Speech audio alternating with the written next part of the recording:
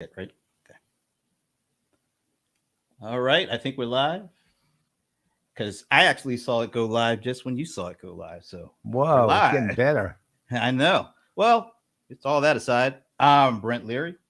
I'm Paul Greenberg. We are the CRM players. It's Thursday afternoon, but it's not 3 o'clock. And it's not Blursday either. It's actually Thursday for this one. Yeah, I'm feeling pretty good. I'm pretty excited. You know what? Whenever we have a big event, I break out a brand new Rams shirt. So this is brand new, never Where'd worn you get it? before. Huh? Really? Yeah, Where'd this you is get brand. this one? Well, Fanatics. Uh, And I'll be talking about that next week. I Well, was trying to but give you a plug. I was giving you an opening for a plug. I knew you bought it at Fanatics. I absolutely right. But anyway, yes, we are early. It's an early start for the CRM players because this is a special show. This is one of our executive roundtable conversation shows. And is this like the second one of the year? Or no, this is the third one of the year? So this is third quarter. Yeah, So yeah, third one. third one of the year. Man, this year is we're already halfway through 2021. This is hard to believe. We're flying around I like this. know. It's almost too much to believe at this point. I I want to know. slow down a little bit, man. Matter of fact, I I'm don't. calling this. I'm calling this off. We'll put it off until later. Right. Not only that, let's just say this is the second one, and it's actually April. All right, that sounds good to me. All But right. anyway, we are excited today, seriously, because we are doing one that we talked about doing a roundtable conversation on this particular topic for a while, and so I'm glad Yeah. that we're able to do it. Where this is all about corporations, particularly in the CRM industry, the things that they are doing beyond the traditional technology platform and applications and features and functions. We're going to be talking about doing good, about the efforts of all of these companies in a variety of areas and aspects of things around philanthropy and the environment and education and diversity and inclusion and how to jump in and help in the middle of a crisis. So this is all about doing good, and we're going to spend the next 90 minutes or so with a great panel of folks from companies that you're all familiar with. These are all executives, and they're all bringing their perspectives and their company perspectives on doing good. Paul, what do you have to say before we go too far into this? Well, I mean, the thing that makes this even different than most of these kind of panels is we're not kind of just universally talking about social good. Each of these people actually represents where's Sven?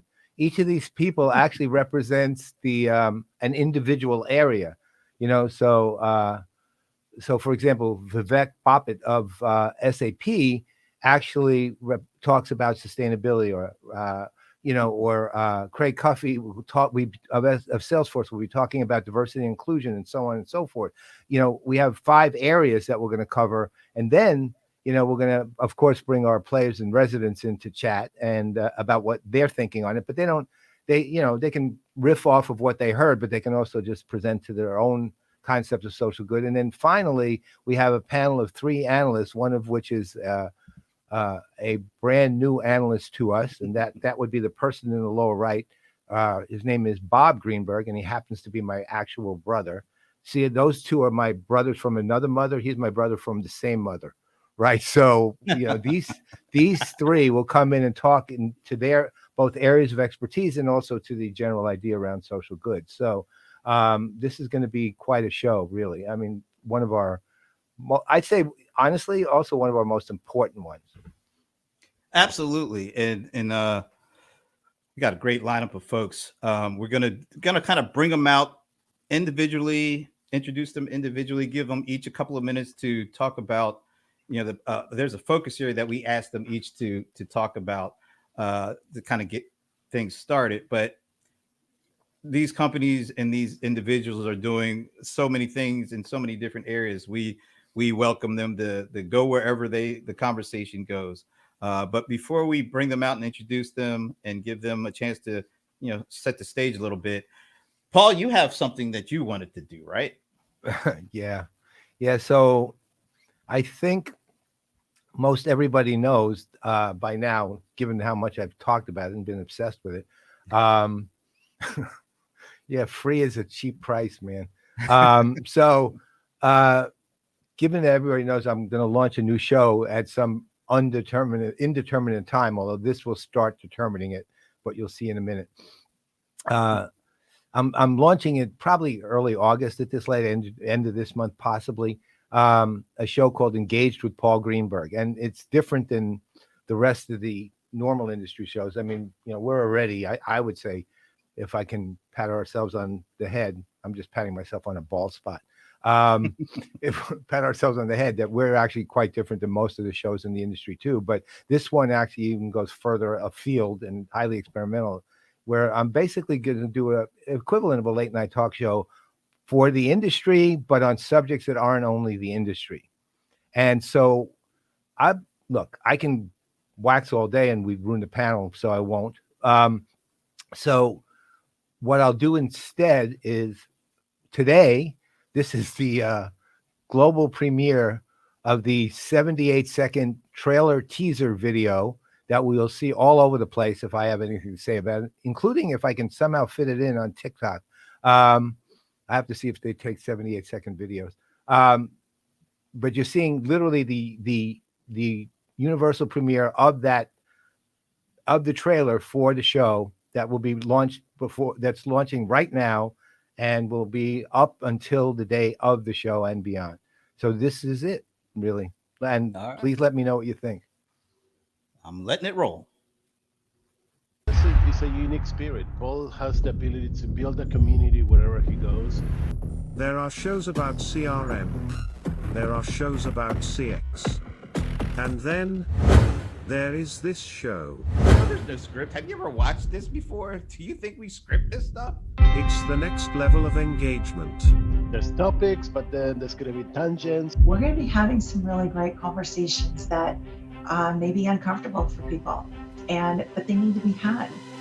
The most important, influential, thought-provoking show of our time. Like, really? Is it that serious?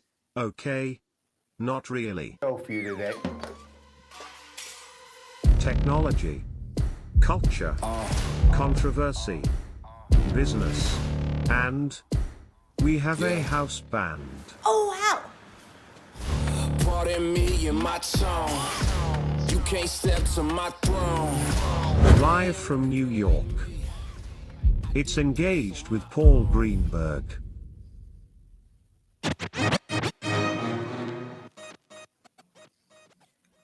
See, I love that the scratching gets me, man. Yeah, I know. Well, it was the DJ scratch.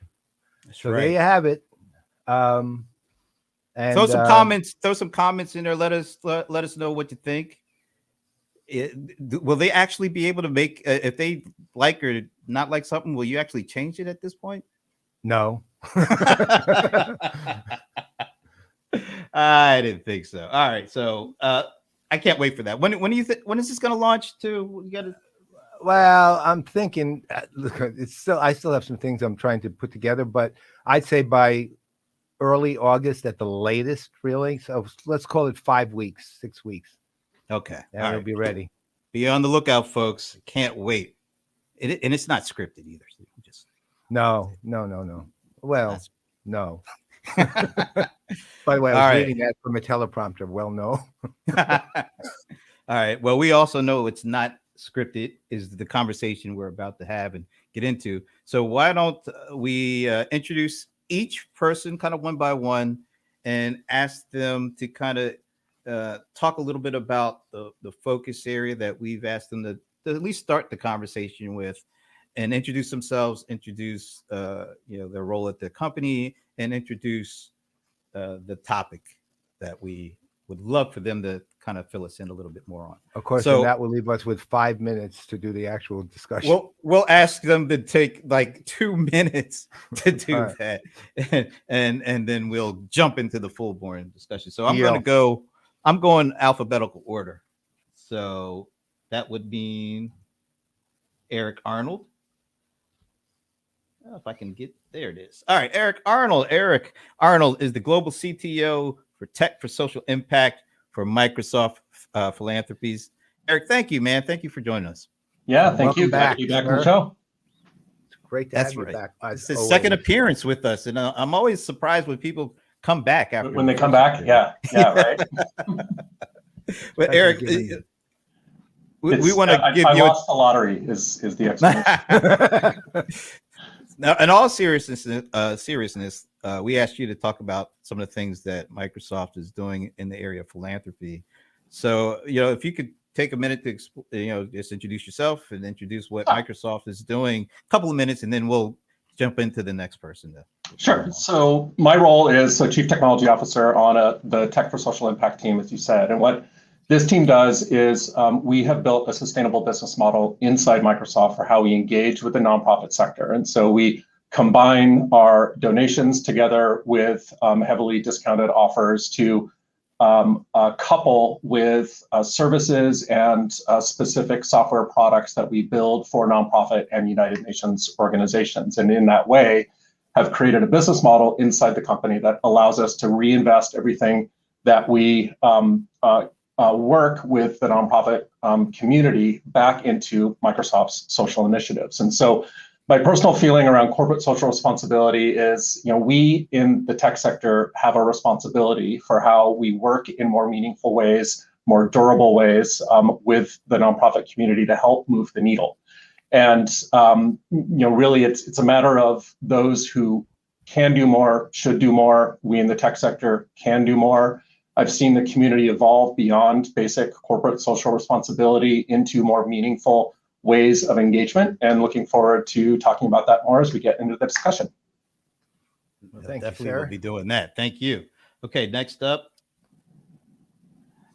Vivek Bapat, SAP, Yes. who is, did I get it right? Did I get it? Yeah, that's pretty good. Right. That's good, Ben. Vivek is the Senior Vice President for Purpose and Sustainability Marketing at SAP. And this is the first time we're getting a chance to interact with Vivek. So thank you for joining us, and tell us a little bit about what you do at SAP and SAP in the context of sustainability. Yeah, and Brent, thank you, and Paul, thanks for having me on the show. So what my job and my role at SAP is to help the company strategically focus on the areas related to social, environmental, and economic causes where we can have the most disproportionate, positive impact. So what this means is truly identifying the areas where we are not just we're authentic to the conversation, we're intentional about it, and then thinking about how we can serve social responsibility and social good from the point of being an exemplar, which is doing the best that we can do as a company, as a corporate entity ourselves across the many regions that we serve. And more importantly, what is it that we can do as an enabler of social good in the way that we interact with our customers, partners, and multiple stakeholders. So to that end, my job is to essentially create that sort of strategy and then work within our employee community as well as partners, customers, and other stakeholders to be able to help them, live up to the purpose of the company, which is to help the world run better and improve people's lives. What we have recently done is we've launched a new initiative under the umbrella banner of what we call Chasing Zero. And Chasing Zero is really our ambition and an aspiration to a world of zero net emissions, zero waste, and zero inequality. And the reason why we look at these topics together is because we believe that they're all equally they're interdependent and they're sort of linked. So it's not, it's not enough to look at any one of these issues in isolation, but rather we tend to look at them together. And I'm excited to be able to share some of our journey with you today. Yeah, that's Thank awesome. you, Absolutely. Okay, next up, Colleen Cassity. Colleen is the Vice President of Corporate Citizenship at Oracle and a very good tour guide, too. Let's say that as well.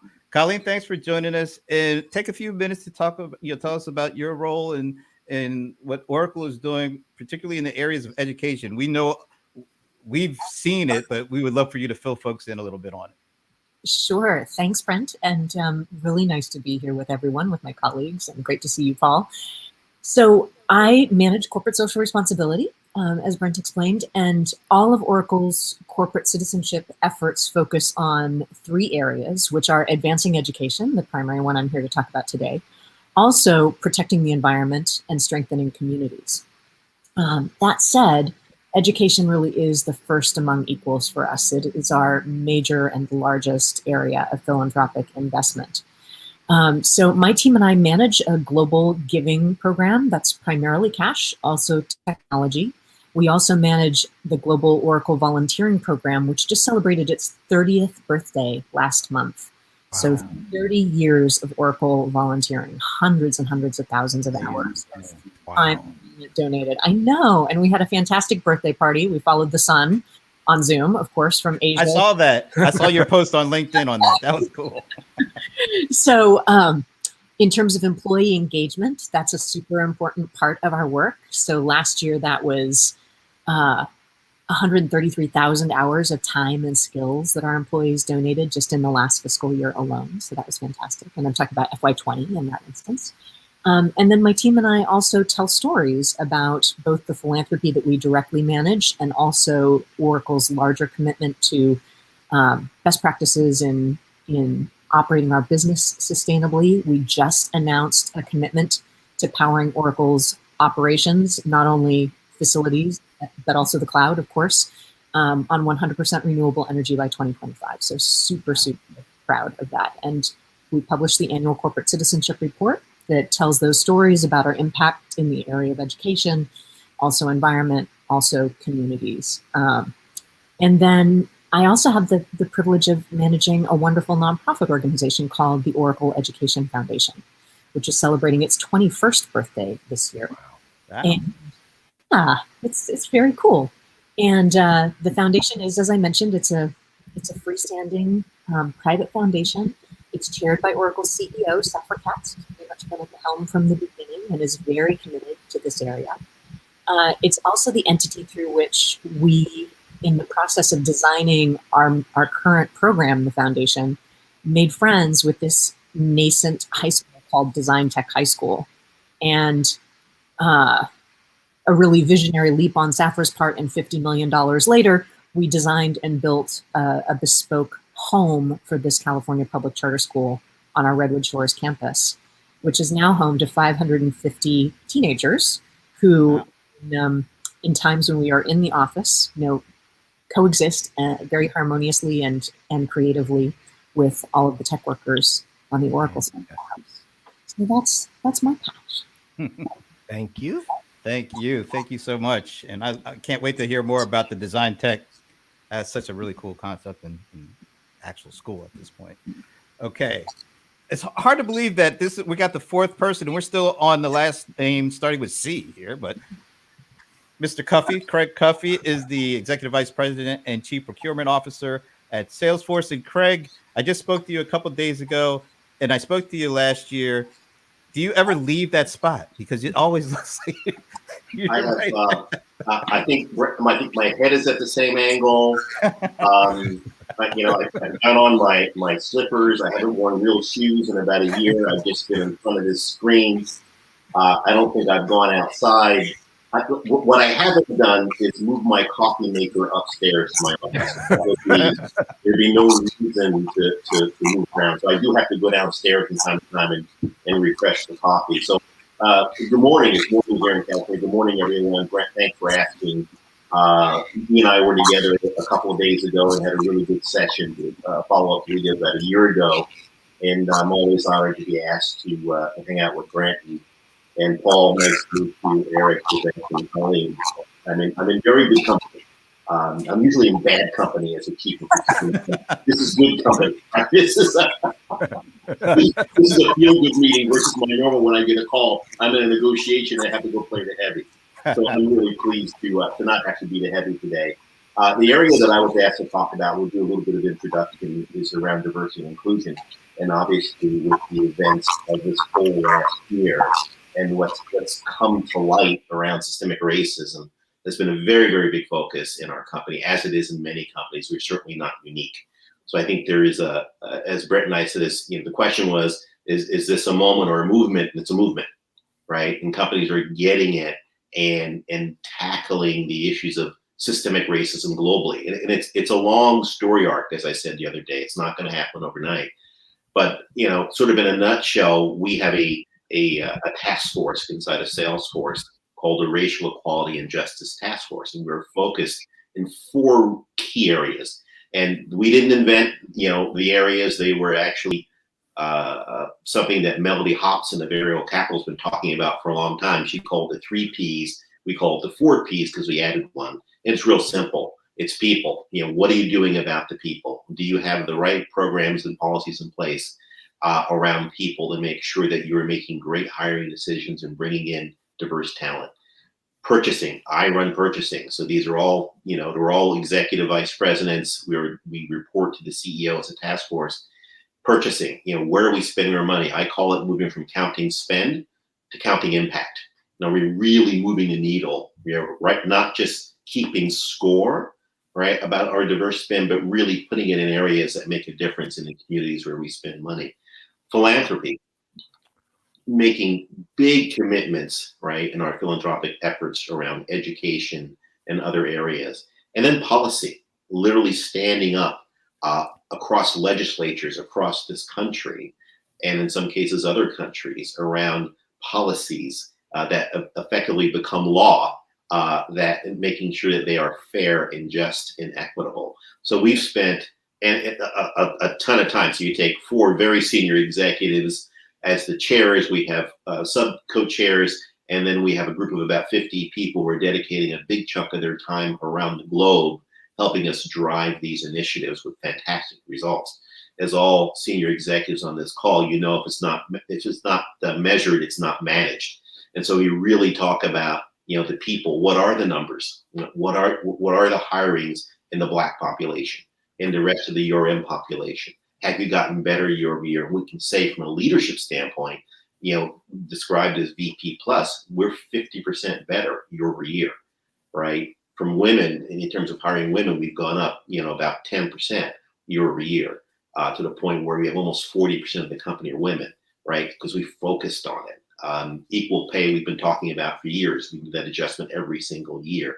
But those are the 4 key areas where we're absolutely moving the needle, making big commitments publicly, and then following up with them, putting them on our website so people can see the progress that we're making quarterly, right? So it's one thing to say, I think the term is greenwashing, we're going to throw money at it. It's another thing to dedicate people to actually do it and have 4 senior execs who are accountable to the CEO to provide a quarterly update and absolutely maniacal about making sure that we make progress. Thanks, Craig. Thank you, I'm sir. definitely going to dig into a bunch of the things that you just talked about. But before we can do that, we have our I hate to say, well, he's certainly not least. He's just last for this particular discussion. And let's see, there he is. And he's the one that we've known the longest too. Raju Vegesna. Thank you.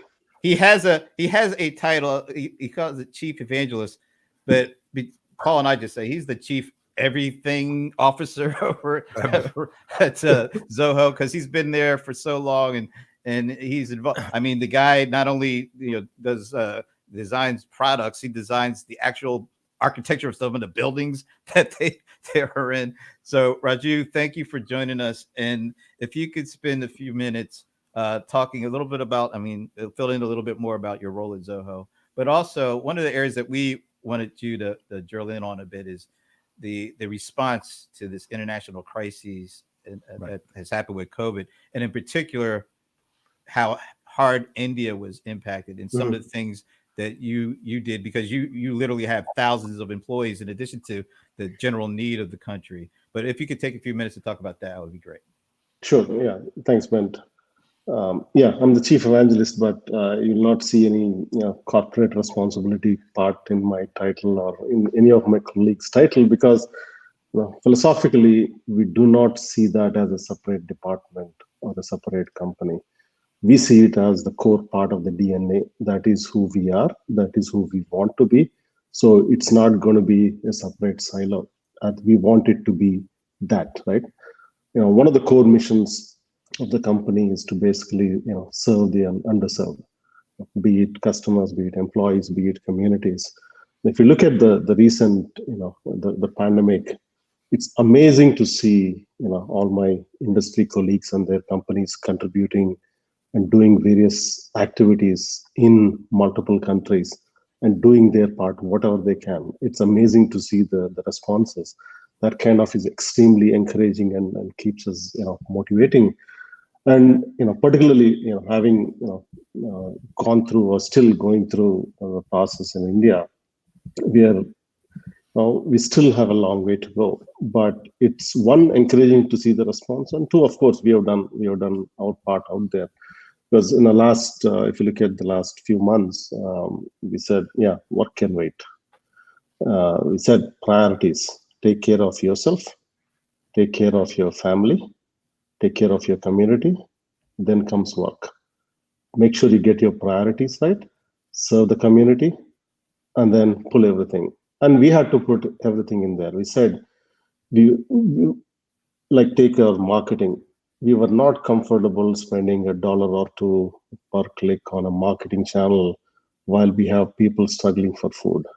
We said, let's yank our entire marketing budget, put it to the community, see how many mouths we can feed. So like that, it's basically, it's not about, exceeding a budget or doing something. This is the right time. This is the right time to serve. And we thought, that's our responsibility. And we started doing it. And more importantly, it's encouraging to see the entire community come together. I think that is very encouraging. That keeps us going. And there is obviously a lot of progress to be made, but so far it has been extremely encouraging. Right. Yeah, it's amazing that all the things that all the companies on this panel are doing in so many different ways. Before we get too serious, I wanted to pop up a question that Charlie Isaacs has, and it's aimed at you, Craig. He's always wanted to ask you, could you get his wife a job? Hey, Charlie. Feel free to answer however you want on that. So as we would say from one of my early employers, I worked for 2 British companies. Please send me her curriculum vitae or her CV, and we shall review it in due course, Charlie. By the way, Charlie works. Yeah, they work at the same company. Right. Charlie's the CTO of the Connected Customer over at Salesforce. A long-time friend of many of us, really. Absolutely. And he always walks around with a hazmat bag. That's what I think it is, anyway. So I actually have a question for all of you, and then some drill downs too that I'd like to take. So obviously, each of you just outlined what your role is, what the company is sort of specifically doing in the areas that we asked you to speak on. But what I actually like to get from each of you guys is your own actual philosophy on doing good. And I genuinely mean it. I mean, I actually mean it in the universal sense, right? The capital G, doing good. Because look, you're all in positions where that's part of your responsibility or all your responsibility. And each of you obviously is taking it very seriously. That comes from somewhere. It doesn't just happen, right? So I'd like to get a little bit on where you came from that got you there. And because I think that's mission critical. And why don't we start with Colleen? Why don't you start? Ladies first. Thank you very much, Paul. So I have a really personal connection to being where I've landed today, which is that I was a beneficiary of a corporate social responsibility program. When I was a teenager and wanting to go to college, that wasn't something that was part of my family's history or something that they had planned for or saved for. So I needed to find a way to pay for school.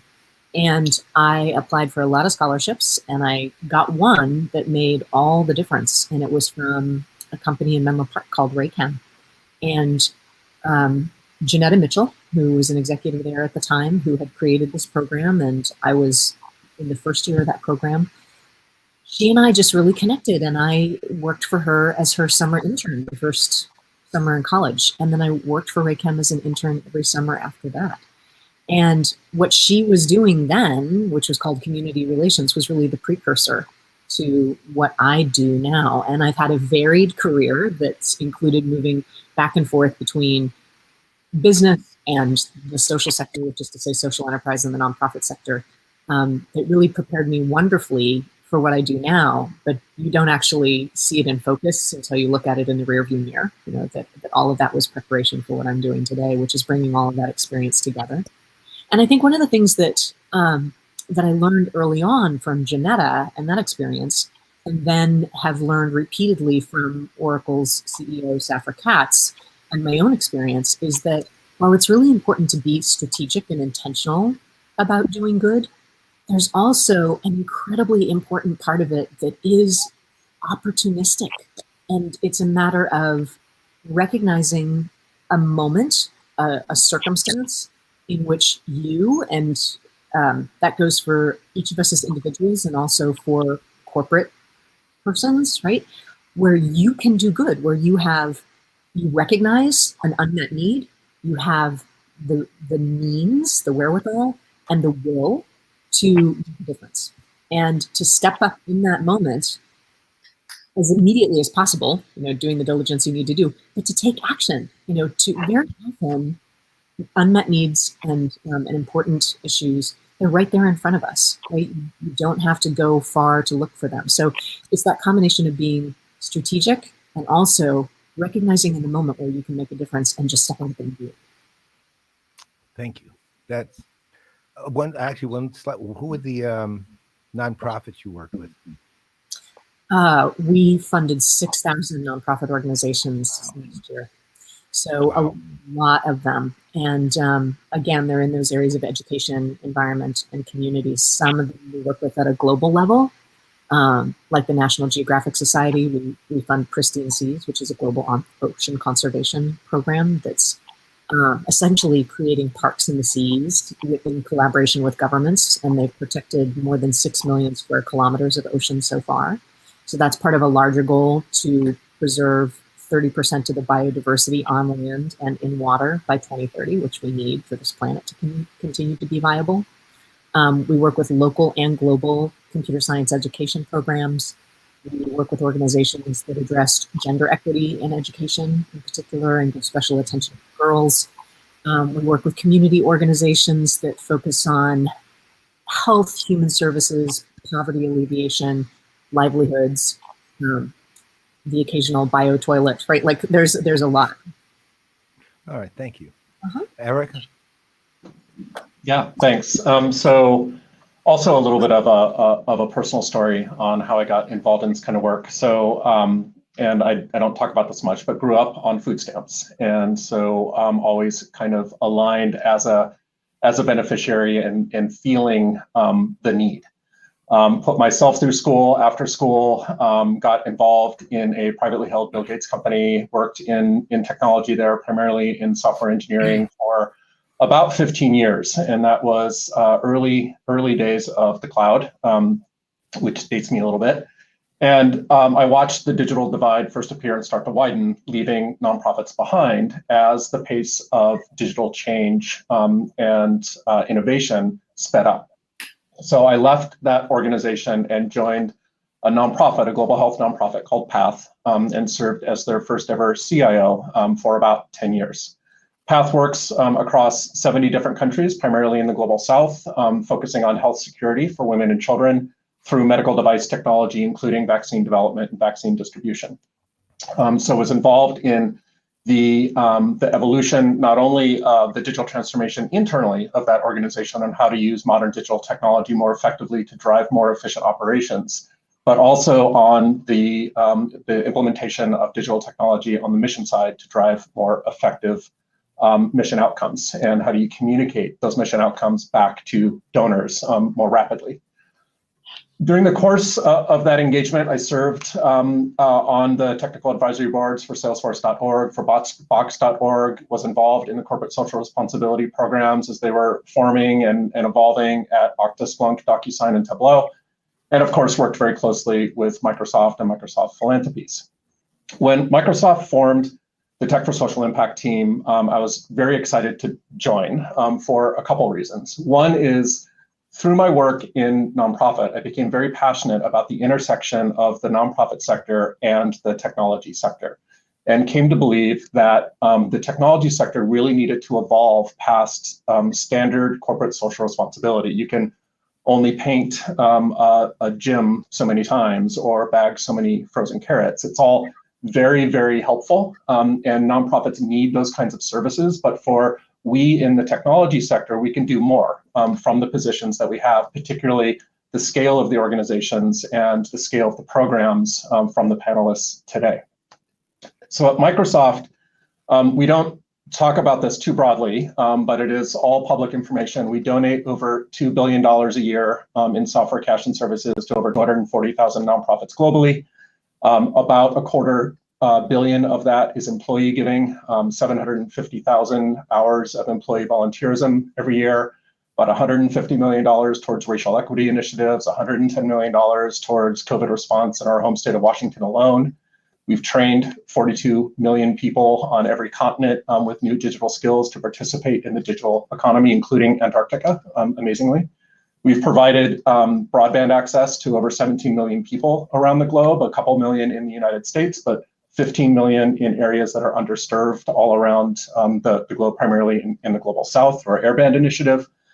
We work with our suppliers on sustainability, on racial equity, and we really focus on trust and how we align our responsible AI programs. And so, the way we think about it, we're such a broad organization that we have to invest in inclusive economic opportunity, in commitment to a sustainable future, in protecting fundamental rights, and then protecting the privacy and security of anyone using digital technology.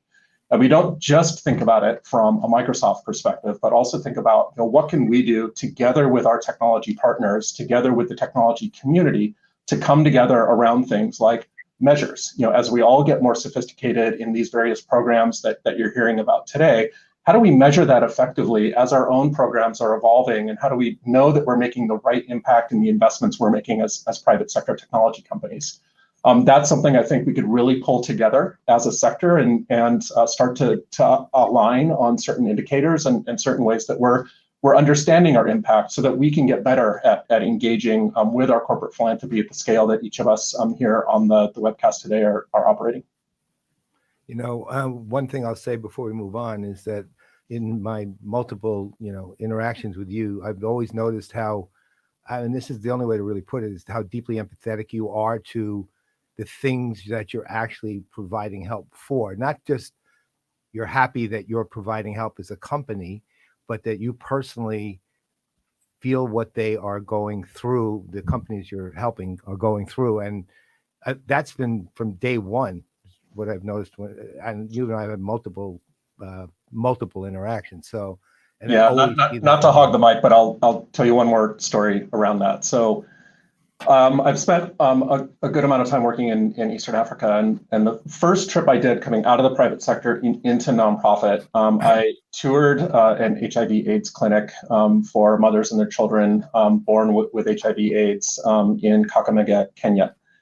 And as part of that tour, heart-wrenching tour, by the way, as part of that tour, the one doctor in the clinic pulled me into his office and opened up his ancient computer to show me an access form application that the clinic used to order medications from the depot in Nairobi. And in the list of medications, the modern medications that were more effective at treatment weren't available. And he's looking at this and saying, how do I add these? I know they're there, I can't order them. And it clicked for me that this is the challenge that you have with engagements that are too short term in thinking not about how you align on standards, how you align on models, how you align on durable technology and patterns that allow for a sustainable development, sustainable engagement in interventions like that. There was nothing I could do. I had no idea who built the application. I had no idea where the data was coming from. I had no idea where the form was going. And it was heart-wrenching. And so kind of that's where it really clicked for me on just the boots on the ground. How do you engage more effectively from a richly resourced large corporation to impact an individual like that in a positive way? Thank you, Sarah. Vivek, so something, your personal journey, and then you feel free to dig a little bit into the sustainability side of what SAP is doing. Yeah, and I think much to what has been already shared before by my fellow panelists here. My story is also quite deeply personal in this regard. So I grew up in India. My parents were both teachers. My mother taught in a school for underprivileged kids for close to 40 years. And I used to see the types of environments that she had to deal with. She literally had to, in many cases, pay for the tuition for many of these kids. She had to go visit the parents in the homes. Sometimes, many of these homes were broken homes that these kids came from, and talk to the parents, encouraging them in in some cases, to let women actually go to school. So I was exposed to a lot of this type of thing growing up, and my father was a professor in a university and also taught a lot of kids. And basically, both my parents were in the role of service orientation. I was also very lucky and fortunate that I was able to get admitted into a school that had just been set up in India by Jesuits from Germany, and they had come into India at the time, to help speed education, particularly in the English language at the time. So I've been a beneficiary of many people who've taken chances on me. And part of sort of my core DNA is I look for those opportunities to give back.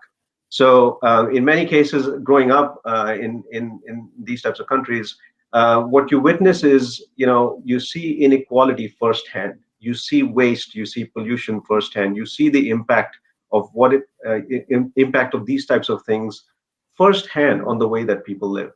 So, for instance, for me, it wasn't unusual to have to deal with power cuts or water shortage or all kinds of issues related to waste and pollution firsthand. So that was sort of just in the early formative years. And then when I moved to America, I was very fortunate to actually get an opportunity to work with leaders who also had the same set of values. And so it wasn't that I planned my career this way, but I always try to seek opportunities where I had the ability to actually influence service towards others. So service has been core part of my DNA, whether it's as a leader or as a contributor or as a colleague. And I'm super excited about this particular opportunity as SAP because I've been involved in helping SAP develop its purpose for the last 10 years, more on the brand side for quite a while. But now that we see more and more of this idea of stakeholder capitalism coming to the forefront, we see corporate entities being increasingly trusted to be able to solve some of these global pressing issues that we have in front of us. It's really exciting to work in an organization where we have the opportunity to touch so many businesses around the world, large, small, and mid-sized companies, so that they can deliver end value to their end consumers. And what I would say to my fellow panelists here is we're all from technology companies, right? And I think every one of us has a certain unique technology and a skill and ability that we can bring to bear in terms of solving some of these big issues that confront us as a society. And so that's really exciting because what I feel is that while some of us have different niches, and in some cases we compete with each other and so on and so forth, this is the one common platform where I believe we can all come together, in solidarity and actually in service to social, economic, and environmental needs moving forward. Thank you. I just want to say you're here today. Agree with that. All right. Craig? 100% agree with that. Craig? Yes, hey, Paul. Thank you all for sharing your stories. I've jotted down a couple notes. You think about the things you've done in your life, the things that formed your view and your worldview. When Erik said he grew up on food stamps, and I think I've got a few years on Erik. I was around when they invented food stamps, right, back in the late 60s, early 70s, and grew up on what we generally call welfare. And I was reminded of that in a talk around diversity, one of the internal ERGs, where someone said I grew up on government cheese, and I actually remember going down to the Borough Hall in Keyport, New Jersey, and getting an allotment of government cheese. I was one of 10 boys growing up. My 5 of us are gone, right? Unfortunately, all before the age of 70.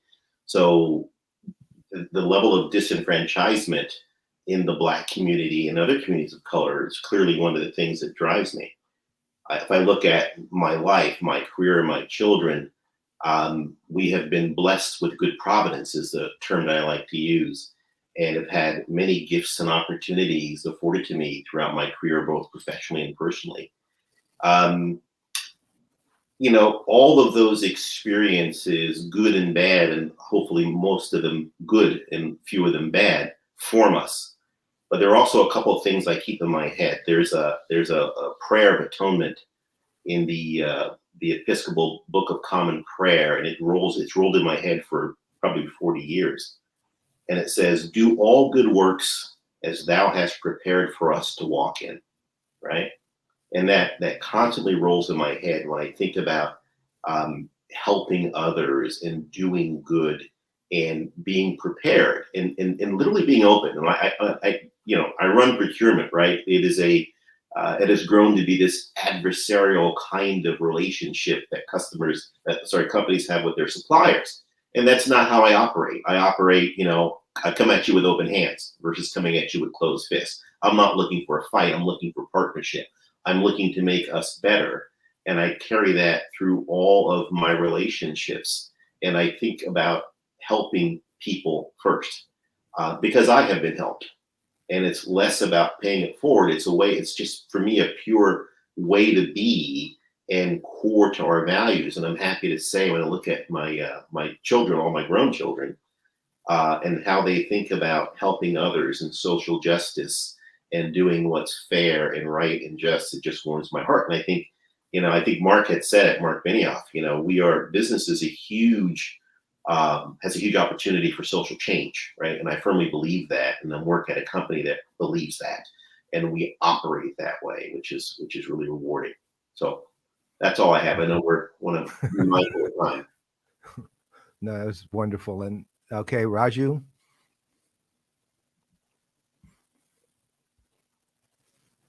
I think you're muted. Still muted there, Raju. You're still muted. Yeah, thank you. There you go. Yeah, I mean, great to hear all these stories from my side, and me and my colleagues. One thing you notice is we all came from challenging backgrounds.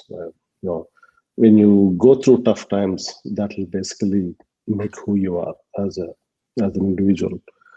And if you go through these, if you come from some of these, that obviously makes you, and that will encourage you to donate, and donate your time, money, effort, resources towards that cause. And that is very consistent within the company. All of us, me and my colleagues, face these challenging times, which became who we are, and that became the purpose of the company. If you're running, if you look at what's the purpose of Zoho, what's the purpose of the business, if the purpose is just to maximize revenue, make money, it's not interesting. There has to be a broader purpose. And all of us went through some, take providing opportunity. I remember 20 plus years back, I was just looking for something to do. Sridhar came and said, "Hey, join the team, we'll figure something out." And nobody would hire me back then. I didn't know anything to do, right? And so he gave me an opportunity. I give other people the opportunity, and then it flows. And that is a consistent line you see, where we have some of the colleagues, employees that we have hired, where no one will take a chance on them. In a remote place, they may not even know English. They hardly make $100 a month, their families. And you go them, give them a job, give them an opportunity, and see them succeed, see them go up. That satisfaction you get is excellent. And that is something worth doing this, right? So providing opportunity to the people that were otherwise ignored at a personal level, at the employee level, and also serving customers that were ignored in communities that are ignored. All three are important, and that's the mission. That's the mission of Zoho. In fact, during COVID in the last year or so, we opened 17 offices in India in 17 villages and towns, 3 here in Texas, outside of Austin, in places. Same thing in other regions in Europe, all with the same goal, where we want to tap into and provide opportunity to some of those who are completely ignored by others, because we are forcing them to uproot and go leave the family and go somewhere else for a job or an opportunity, and that's not great. I think we do not think that is the right thing to do, because them leaving that town or a village is you're uprooting talent, you're uprooting the future of that community. We see this in Japan, where some of our mayors come to us and say, hey, can you do something? We don't have a next generation here. We are worried that the communities will disappear. Please set up an office. And we had to set up an office there in Japan, at least bring in some talent, keep the talent there. That uprooting the community, uprooting the talent, the brain drain, all of these is hurting the communities and the family structures, because they are, they have to relocate to another thing. Those are, fundamental aspects of it. And as an organization, if we structure the organization in such a way that you can address these problems based on it, you can merge business with solving this problem as the core reason a company exists, then we believe we can solve it. I mean, for example, we hire from these villages, and we basically give them the opportunity. If it needs schools, we set up schools. If it needs healthcare, we set up hospitals or healthcare systems. But end of the day, we can be that change agent at that community level. And that is a belief that has to come from some of the key people in the company. At least within the company, we are extremely aligned on that mission. And even at the individual level or at the company level, we are very much aligned and we work towards it. All right, thank you. That was, I don't know if you all have had any chance to see the comments that were floating in, but everybody really appreciated the fact that you told those stories, because they sort of got the feeling for who and what you are, and thank you for all that too, for that matter. Thank you very much for being who and what you are. Absolutely. So I want to go in kind of the direction of the last 15, 16 months or so. And, as the pandemic wore on, everybody was so focused on digital transformation. Yeah, I don't think you could go. It was almost like noun, verb, digital transformation. You couldn't get away from the conversation. So I want to talk about not digital transformation, but let's talk about human transformation. Let's talk about relationship transformation between your customers and you, your employees in the organization, the community and the company. Talk about, and this is open to anybody and everybody who wants to answer. Talk about the last 15, 16 months in terms of the transformation of human relationships with the company and with all the stakeholders that are involved. How did that play out? Were there any surprises? What were the lessons you learned from this last 15 months? I'll jump in. So from a client perspective and how we engage with nonprofit organizations, first and foremost, when the shutdown first happened, fundraising fundamentally changed. Galas were gone. I hope you're not a arts and culture organization, because your fundraising, you had to shut down. Your fundraising really shut down. Parts of the sector were really, really hard hit. A lot of funding went towards COVID, and a lot of other areas in the sector suffered as a consequence. And so what we were seeing is a shift in how organizations were transforming their own organizations, but also how were they transforming how they engage with their constituents, how they engage with us as corporate philanthropists, how they engage with their constituents as donors, and how they engage with their beneficiaries in a virtual world. And the heartening thing in all of that is that digital technology became, rather than a a nice to have thing that you have to help enable your business. It really became a core part of how organizations are operating today. It's uneven, but I think there is much more awareness from a board of directors perspective. There's much more awareness from a nonprofit perspective, from a constituent perspective, from a beneficiary perspective. And so that's one area in we saw a pretty rapid shift, and that caused us to shift on how we think about our own strategy and how we tune how we engage and what we need to create from a product perspective, what we need to create from a offer perspective, what we need to create from an employee engagement perspective. COVID is only one of the things that happened in the last 15 months. The racial injustice, the challenges with the election in the US and the polarization that we're experiencing, food insecurity, the refugee crisis. There are so many things that hit all at once. It caused a lot of us in the sector operating from our various roles to think about partnership in different ways. And so to Vivek's earlier point, I think what we've seen is a real willingness across technology sector partners to come together and collaborate on how do we approach some of these challenges and how do we pull together, even if we're competing on the workflow or user interface side. Are there ways that we can collaborate on helping data be more interoperable, helping organizations make more sense of the information that they're gathering across different platforms? It is a multi-platform world.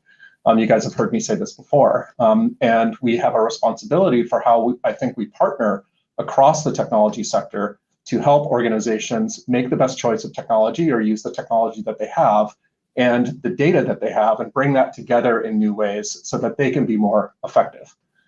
Internally, I would say first, we over the last 3 years, we've nearly doubled the amount that Microsoft has been giving into the sector from about $1 billion a year to $2 billion a year. And even then, I feel we run to catch up to our employees. We have such a culture inside the company around philanthropy, around doing work that matters. And our employees constantly try to find ways where they can engage in meaningful work and find really creative ideas that we can help propel forward through the work that we do through Microsoft Philanthropies. But really, this is part of the company culture, and that is so important to build that culture within each of these organizations that you're hearing from today have done that.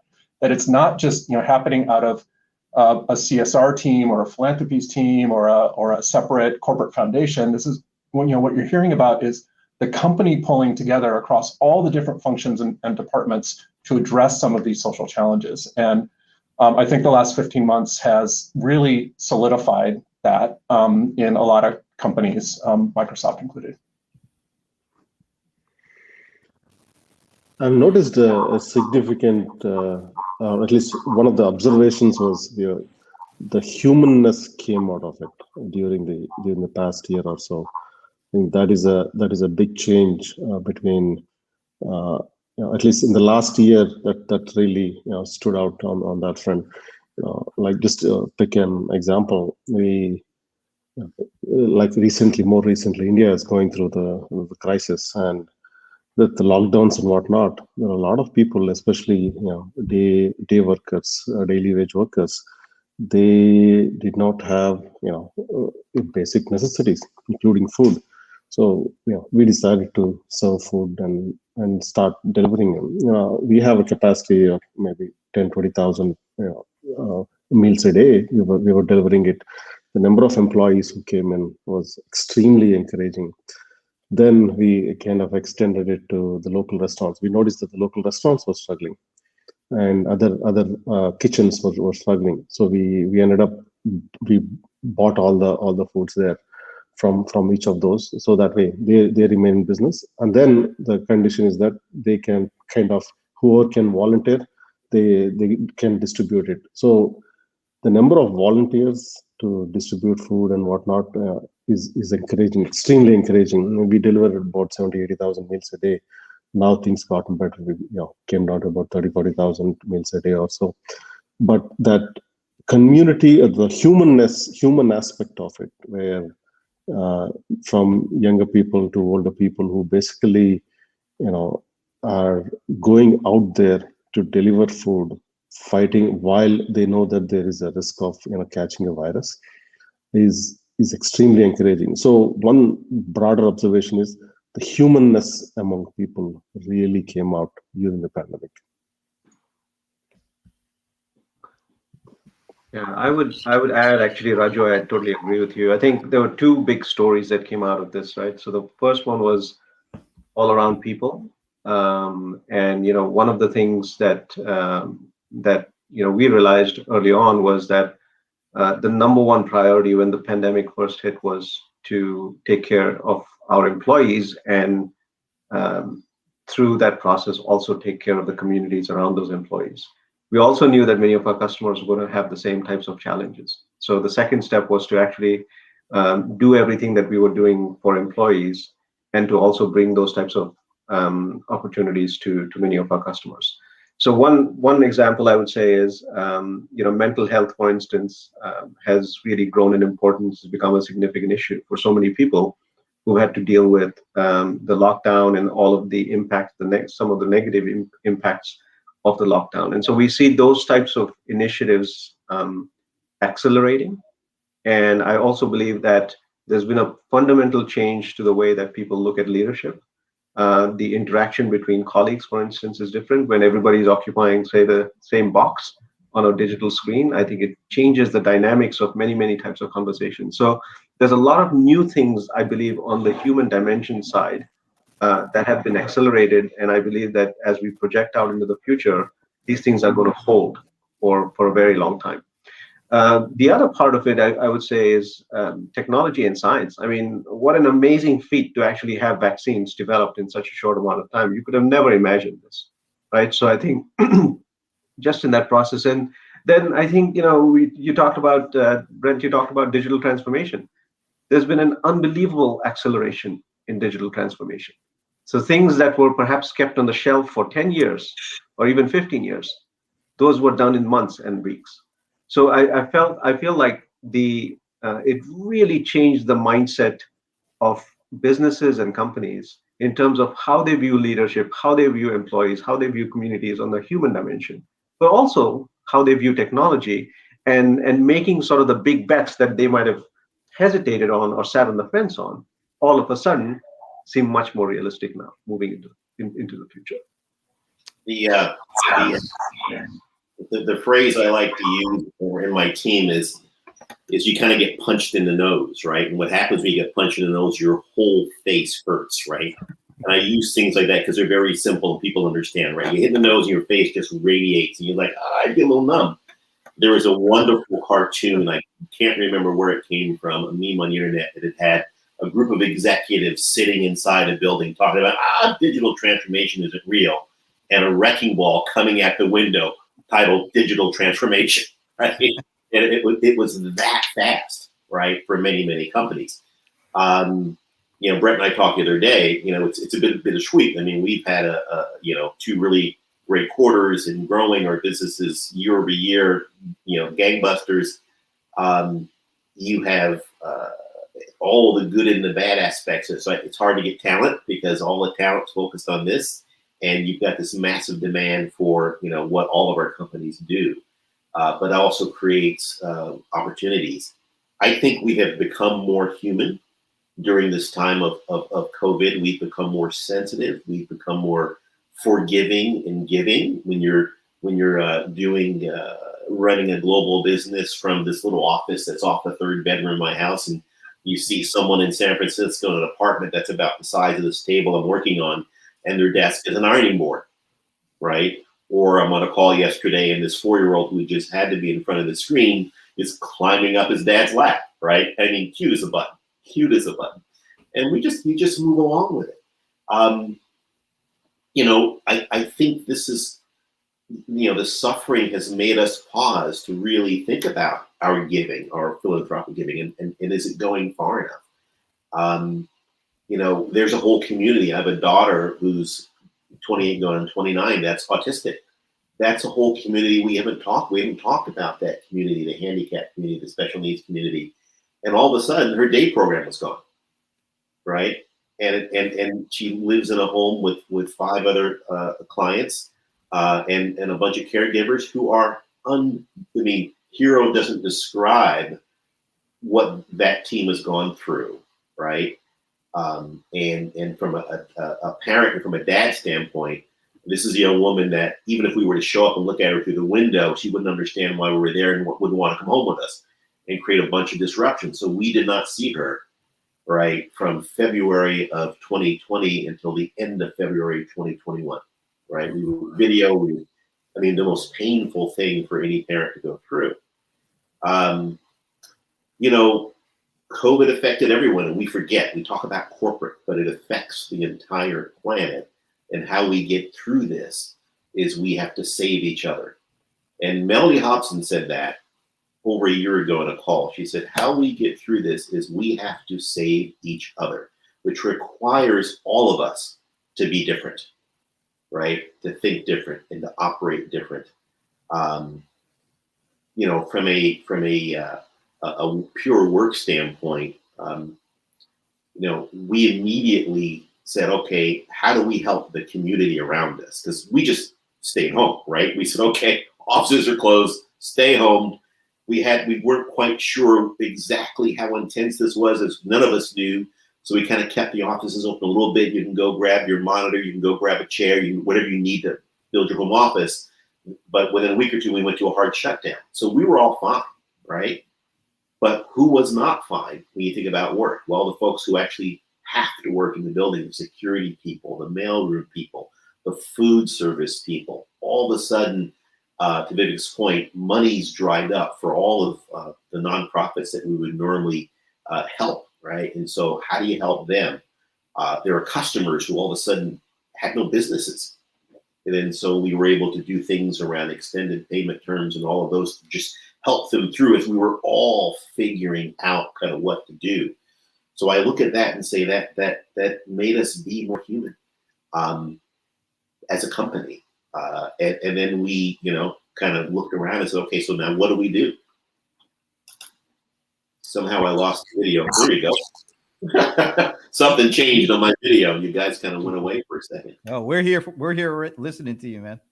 Well, yeah, give me a pulpit and I'll preach, right?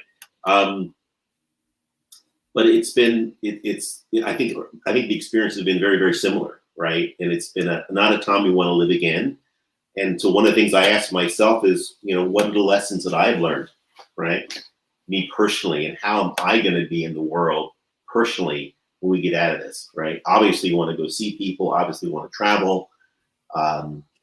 We took a quick trip to see my 4-year-old granddaughter to Chicago, and we hadn't seen her in a year, so except for video, right? So we took that trip, and I said, her name is Penelope. I said, Penelope, how about a hug? She said, grand-père, which is what she calls me. I'm styled as a French grandfather. Grand-père, maybe tomorrow. Well,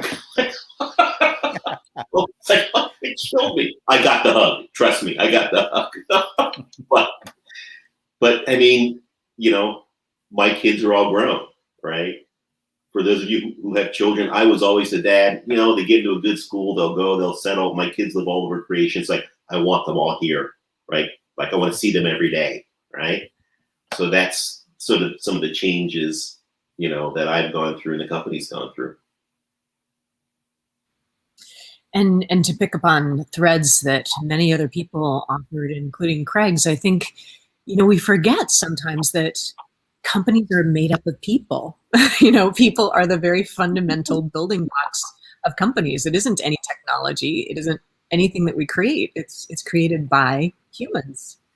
And the last, 15 months made us acutely aware of our human vulnerability, our interdependency. And I think it might have been Vivek or maybe it was Raju who mentioned earlier the interconnectedness of things, right? And so, to quote one of my favorites, John Muir, you try to pick out anything by itself and you find it hitched to everything else in the universe, which is completely true. And I think that this last year plus brought that home to us in a way that was impossible to ignore. And I've heard much more conversation about empathy in the last little while than I have in quite some time. And you can be a little bit ironic about it and say empathy is the new black, but I don't think it's like that. I think that it's genuine, and this is a core tenet of my team's work. So we're practitioners of something called design thinking that may or may not be familiar. If it isn't, please look it up because it's amazing. It's an approach to problem solving that begins with empathy for the people or group of people for whom you're designing a solution, and then involves prototyping, testing, and iteration. And to hear that word and what it represents, more importantly, come into everyday conversation, I think makes just a big difference. And I hope we hold on to that, right? That we don't lose it as things start to feel more, more normal again. I hope we really hold on to that because it's key. I think if I may jump in, Colleen, you pinged me a question in my head when I talked about it a year or so ago about companies having a soul, right? And the soul is the company culture. And I think companies during the time of COVID got their soul back for those that have lost it, right? And because they can't, right? They get stuck around whatever their culture becomes and the orthodoxy around their culture, and they forget. And I've said this 100 times, Colleen, and you just remind me of that. People make the business. Period. No people, no business. Even if you are a sole proprietor, guess what? Right? You are the business, and you've got to really understand what's making folks tick and what makes folks want to be here, right? What makes them want to come in. I've said this to Brent a couple of times, and I've said it to the team on the task force I'm on. It was tough. I mean, it was tough what was going on last year when we started up. But we got to this point, we use something we call the V2 MOM. It's an objective setting tool, vision, values, methods, obstacles, and measures. We've used it for the entire existence of the company. And and they're hard to do. We got through it, and we all kind of were thinking the same thing, but I articulate, this will be the best work of our lives, right? Working on this, moving the world in a different direction than it has been, and really getting to a point where you can hold your head up and say you are putting points on the board, you are moving the needle, and you do all of that with people. It just doesn't happen by itself. And to add, one point you notice across the board is we're talking about soul, we're talking about empathy, we're talking about humanness, we're talking about culture. Now, the commonality across the board is none of them can be measured. Not everything is measurable, but just because it is not measurable does not mean that's not important. So at times, some of these unmeasurable things are equally, if not more important than measurable things like revenue or a market cap.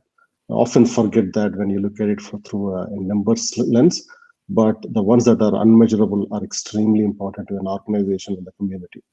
Mm-hmm. And to add to that, because I think it's an interesting philosophical conversation we've gotten into, one of the things that I sometimes say about the value of storytelling is that data are that stories are data with a soul, right? Stories are data with a soul. And so even the things that we do and can measure, they too can and should be soulful in the telling. And I think that's what really motivates people and encourages them to replicate good ideas that they hear and riff on them and get really creative. And, I think that in addition to empathy, the other word that I would have to highlight as being a byword of the last 15 months is creativity. Because at the same time that we all found ourselves constrained in these little rectangular boxes, which did have a wonderful equalizing effect that one of the other panelists referenced in some ways, we were ripped out of the things that we used to do in person and in education. A lot of the work that we've historically done and will do in the future, right, is in person. And there is incredible benefit to that to your point, Raghu, is in some ways intangible and very difficult to measure. But we also embraced the constraint of, this screen that we're in. And we saw Oracle volunteers, for example, in the area of education, do some amazing things that took advantage of that super rapid digital transformation. So I'm thinking of a colleague of ours in India who has for years volunteered with a group that serves young people who are either highly at risk of dropping out of secondary education or have actually dropped out of secondary education, and works on re-engaging them or helping them get equivalency degrees. And teaching English was something that was core to this program. And what he started doing is realizing, well, I can recruit Oracle colleagues from all over the world who are native English speakers to practice with these students here in the city that I work in. And Oracle volunteers flocked to that opportunity. Employees flocked to those kinds of opportunities. Our foundation, the Oracle Education Foundation, runs a program that engages Oracle volunteers in coaching classes that are led by educators who are full-time staff of the foundation.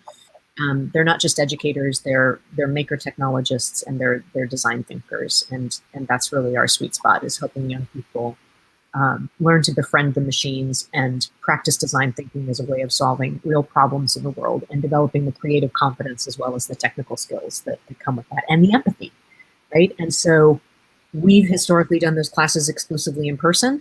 We made a dramatic, rapid adaptation to start doing some of them digitally. And we were able to scale very significantly in the last 15 months, including throughout Latin America, which was unexpected. And to my earlier point, an opportunity that presented itself, and we just seized it because we could, right? And I think that there's tremendous benefit that comes from just the willingness to do that, and from the creativity that we've seen pop up all over the place as a result of these hard times that we've been through and are still in. I think on the creativity front, it's forced companies, nonprofits alike, right, to make this and embrace this pivot. I sit on the board of a nonprofit called Empower, and we focus on underrepresented minorities and veterans coming out of service, or early if they do a short stint in service. And I remember right at the beginning of the pandemic, everyone pivoted home, and this is a classroom-based model, right? Has been for 20 or so years. And someone said, well, when we go back to the classroom, I said, we're never going back to the classroom. Let's be clear, right? We're never going back to the classroom. Those expenses come out of the budget, right? We figured out now how to deliver this curriculum online. And there were some challenges, but we figured it out. But I said, wouldn't it be cool if we're the nonprofit that focuses on this particular sector that's completely digital, right? Completely digital versus dependent on the classroom model, and so on and so on and so on. So yeah, I mean, it's these changes and these opportunities and the ability to innovate and create, and has allowed people to think differently, right, about their environment and what they do. My wife's an Episcopal priest, right? So all of a sudden, she's had to pivot and learn how to broadcast, how to stream, how to, from a cabinet, in our other house, right, on top of this cabinet, she's got the whole thing, little altar set up, and she did that for months, right? Not easy, and minister, to this community that she serves. So yeah, and churches are little nonprofits. There's some that are big and quite wealthy, and some are kind of small and don't have the technical wherewithal, but they pivoted, right? We all had to pivot.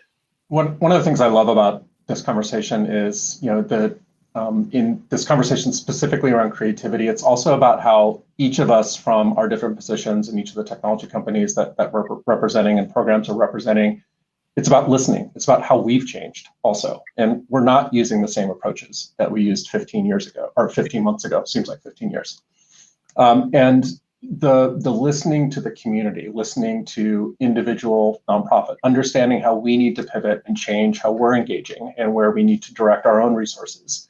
And that connection, I feel that connection more now, 15 months down the road, working in this virtual environment than, 15 months ago when I was, traveling and going into nonprofit offices almost every week. It's remarkable how the community is really pulled together and how we've changed in terms of our own engagement level. So let me actually ask all you, originally, of course, we were going to try to delve deeply into every individual company, but there is one kind of very general theme, I'll call it, running through everything that all you wonderful people have actually said, which was that one way or the other, we're looking at major, let's call it, not just major, almost infrastructural changes in every case. It's not just, I mean, each of your areas is an environment or an infrastructure unto itself. And at the same time, to pretty much all of your points, they're all fully interconnected. But that's, if you take it at that level, that's a gigantic problem. It's not, I said, it's, I mean, it's like almost the, how do you even wrap anything around it, much less your head or your arms, right? So that's my question in a way. How do you wrap anything around it, much less your head or your arms, in terms of how you're dealing with something that is one way to, let's say this, all five of you are at, let's say, the areas we asked you to represent specifically, there isn't one of you who can actually accomplish your job without all the other ones working, right? So, and you know, if I can make all the linear connections you want if you really want to hear them, but that would take up too much time. We've got 8 minutes. How do you, yeah, exactly, right? So how do you guys wrap that around your head, you know, and then present it to your friends and colleagues and those who are not convinced fully yet, and the ones who you feel can help you in your mission, but at the same time are not necessarily part of your mission yet? How do you do that? And anyone can start. I just one bite at a time, Paul. I think that's what one thing we noticed is like take a simple initiative. In this case, Sridhar, the CEO himself, took it up. He moved himself to India, to a small rural village, which did not even have an internet connection. He took that and he used, for the first 6 months, he basically was tethering his phone. That was how he operated the company. And he said, it's my personal mission to basically revive this entire community in that village. And for the last year, he has been doing it. He set up a school, started with 4 kids. He started giving free food. And then now it grew to about 120 kids and education and whatnot. Seeing him, there are some other people, now our own colleagues, moved to their respective cities, respective villages, and said, we're going to do that. So Sridhar started that with one. What was otherwise one office became 17 offices in the next 1 year. And then from then on, now there are other people, other companies that like the model, who are influenced by it, and then they are moving to remote villages and taking the responsibility of adopting a village or adopting a community. So fast forward this 5 years, 10 years, it snowballs into a movement, but it always starts small. Take it in small bits and pieces, and then it evolves. Yeah, I would actually echo that as well. I think I'll give you an example of 2 huge problems that we are facing. Right, climate action is one of them. Climate change, particularly related to carbon emissions, and just the incredible amount of waste that is generated through supply chains where there's lack of reusability and there's lack of infrastructure and so on and so forth. So I think if you were to break down the problems into its really sort of constituent parts, what we quickly recognize is that just within this group itself, there are certain aspects of the problem that can be handled, by each one of us in a completely different way and much better than anybody else. So whether it's the deployment of AI technology, whether it's really getting an understanding of what the consumer might be thinking, whether it's figuring out what types of process changes we might have to make into internal systems. All of us have a very specific point of view into solving these problems. But I think the real opportunity is to not just look at this as a big behemoth that is insurmountable, right? But to break it up into its constituent parts. And this is where I believe that partnerships are supremely important. And we know that in the last Edelman Trust Barometer that just came out, there's mention of business as being one of the most competent and ethical entities that people trust to take on some of these challenges. That doesn't mean that businesses can do it by themselves, right? But they can at least lead the way and bring together all kinds of entities in order to solve these challenges. So that's the approach that we've taken. What are the products, what types of programs we can help facilitate, what are the partnerships that we enter into, and then most importantly, how, to Colleen, your point, how do you galvanize people as the catalyst to drive that change? Yeah, I love that. And I mean, I think that one of the most obvious, but also most important things is that there's just more than enough work for all of us to do, right? And for each of us to grab hold of the things where we are perhaps uniquely positioned, or better positioned than another to be able to help in that specific way, and just do it, get her done, and talk, right? Like have conversations like this, because I do think that all of us who are part of this panel today have just about one of the most wonderful types of jobs there are to have, right? Because we can be competitors in the marketplace, but we don't compete in these conversations. We're all in it for something much larger. We share best practices, we talk shop, and it just feels really, really wholesome and sincere.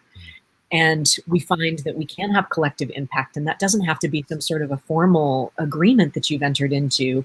But when you are sharing information, you're sharing practices, you're talking about what you're doing, you're able to make connections, help connect others, right? And move things forward in a way that you can probably only see the overall impact from a really, really high vantage that none of us really get the chance to have very often.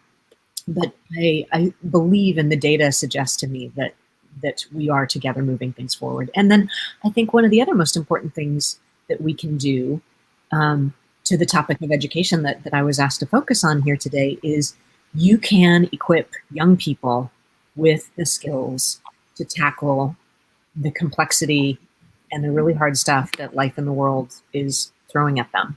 And my colleagues know that lately, I can't stop talking about the intersection of design thinking and futures thinking. So futures thinking being something that is taught by a really wonderful Palo Alto-based nonprofit called the Institute for the Future that's been around for 50 years, but it's relatively new to me, and I'm a huge fan.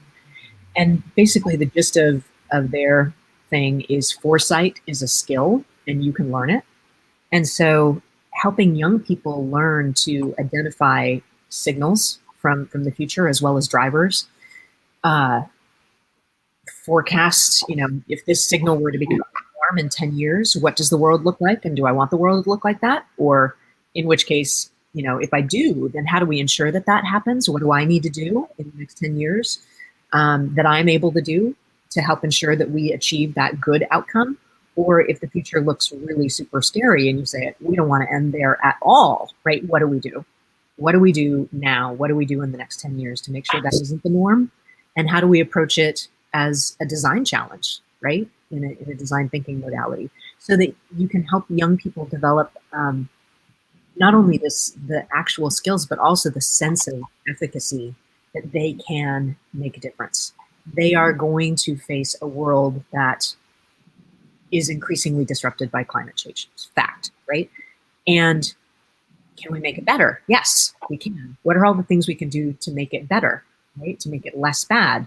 How can we adapt? And how can we achieve the best possible outcomes for ourselves and the planet, right? That is our life support system. So those are some of the things that I think about, Paul. Yeah, it's not a matter of us just partnering across the technology sector either. We're not in this alone. And if you think about who the trusted actor is on some of these really big problems that we're talking about, you've got civil society, you have nonprofits, you have government, you have education, you have private sector. We're one of a number of different organizations that are noodling on these problems, and some of these coalitions have been around for years, and in some cases, we're very new to the party.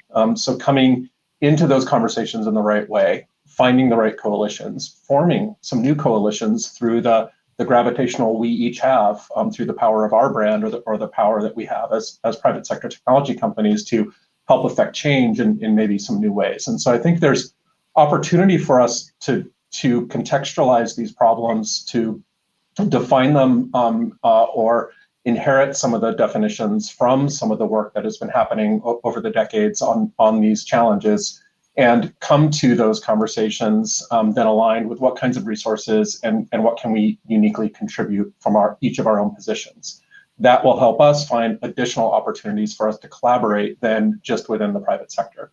Where can we come together on things like supply chain, where a number of us are very passionate about in terms of sustainability, or around racial equity, or around XXY, right? There are many different areas that I think we can engage in on this. And so it's important for me that, as we think about these challenges at Microsoft, we are finding the right forums where we can engage effectively and contribute to the solution, and not feel that we have to invent it and necessarily lead it. And I think that what we've seen is that is creating opportunities for us to bring some of our partners along, and it's creating opportunities for us to see where some of our competitors are already playing and where we have an opportunity to partner. Yeah, I think, and I'll be brief, I mean, things coalesce, I think, for all of us around the UN SDGs, right? And so that's forcing us to think about the world differently and our impact on this world. It's the old, I think it was Apollo 8 that had the first sort of view of the Earth itself, the big blue marble. It's been called for the last 40 or 50 years. There are 16 or 17, SDGs, and we've decided to focus on a handful of them because it's kind of hard to focus on all of them at the same time. But you do that through partnerships and alliances. You do that through the strange bedfellows that we have. I look at Microsoft and SAP and Oracle. We compete fiercely in other forums, but there's no reason that we can't all align and focus together on doing the best thing for the planet and for people, right? So, Davos has become, a different kind of platform, right? It's become a platform where folks are coming together, the most senior leaders in business to talk about, the economy, to talk about the planet, to talk about sustainability. So we all get it. And I think our best selves allow us to have these conversations and drive these joint solutions and create these partnerships together, despite the market competition and market leadership or market power.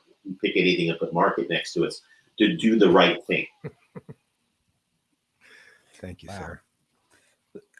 This 90-minute, or I guess it's 75 minutes, it went by like it was 5 minutes. It was such a great conversation. And Paul and I have a little separate back channel. We do these weekly happy hour things where we try to just toss out something and then let the other folks go for it. You made this feel like a happy hour. We actually called them happier hours this year. Yeah. It was great to hear all of you, and you have to check out all the comments. Some of these comments were so long I couldn't put them up on the screen because they would have covered up your faces. Just to be honest. So there's a lot of good comments. Some of them are directed specifically to you individuals. You might want to check that out. There's some questions and things like that. But I just want to say thank you for giving us your time and really sharing your stories, personal stories as well as the corporate ones, because people connected so much with your individual personal stories on top of the things that were going from a corporate perspective. I just want to thank you for taking the time and sharing those kind of stories. We one thing we can walk away from this with, Brent and I, is that we know that social good's in good hands with you guys. Really is. Absolutely. Amazing. Absolutely. Thank you. If anybody in the audience wants to follow up individually with me, feel free to reach out on LinkedIn. Happy to follow up on any of the topics we talked about. Yep. Likewise. Same. Thanks. You might end up regretting that. There's some rough characters comments there. But thanks again, and thank you so much. We will hopefully hear from you soon, and we are definitely going to keep up with what everybody is doing around this area, doing good. So thank you. Thank you. Thank you, guys. Thank you. You fantastic. Okay. Bye. It's kind of yeah. There we go. All right, there we go. Wow, that was amazing. That was a thought that was echoed throughout the hour. I saw amazing in comments throughout the whole time. Well, yeah, it was. Well, I mean, there's one guy, Dr. Mark Goulston, Yeah. who I haven't met him personally. I think probably tied on LinkedIn, maybe.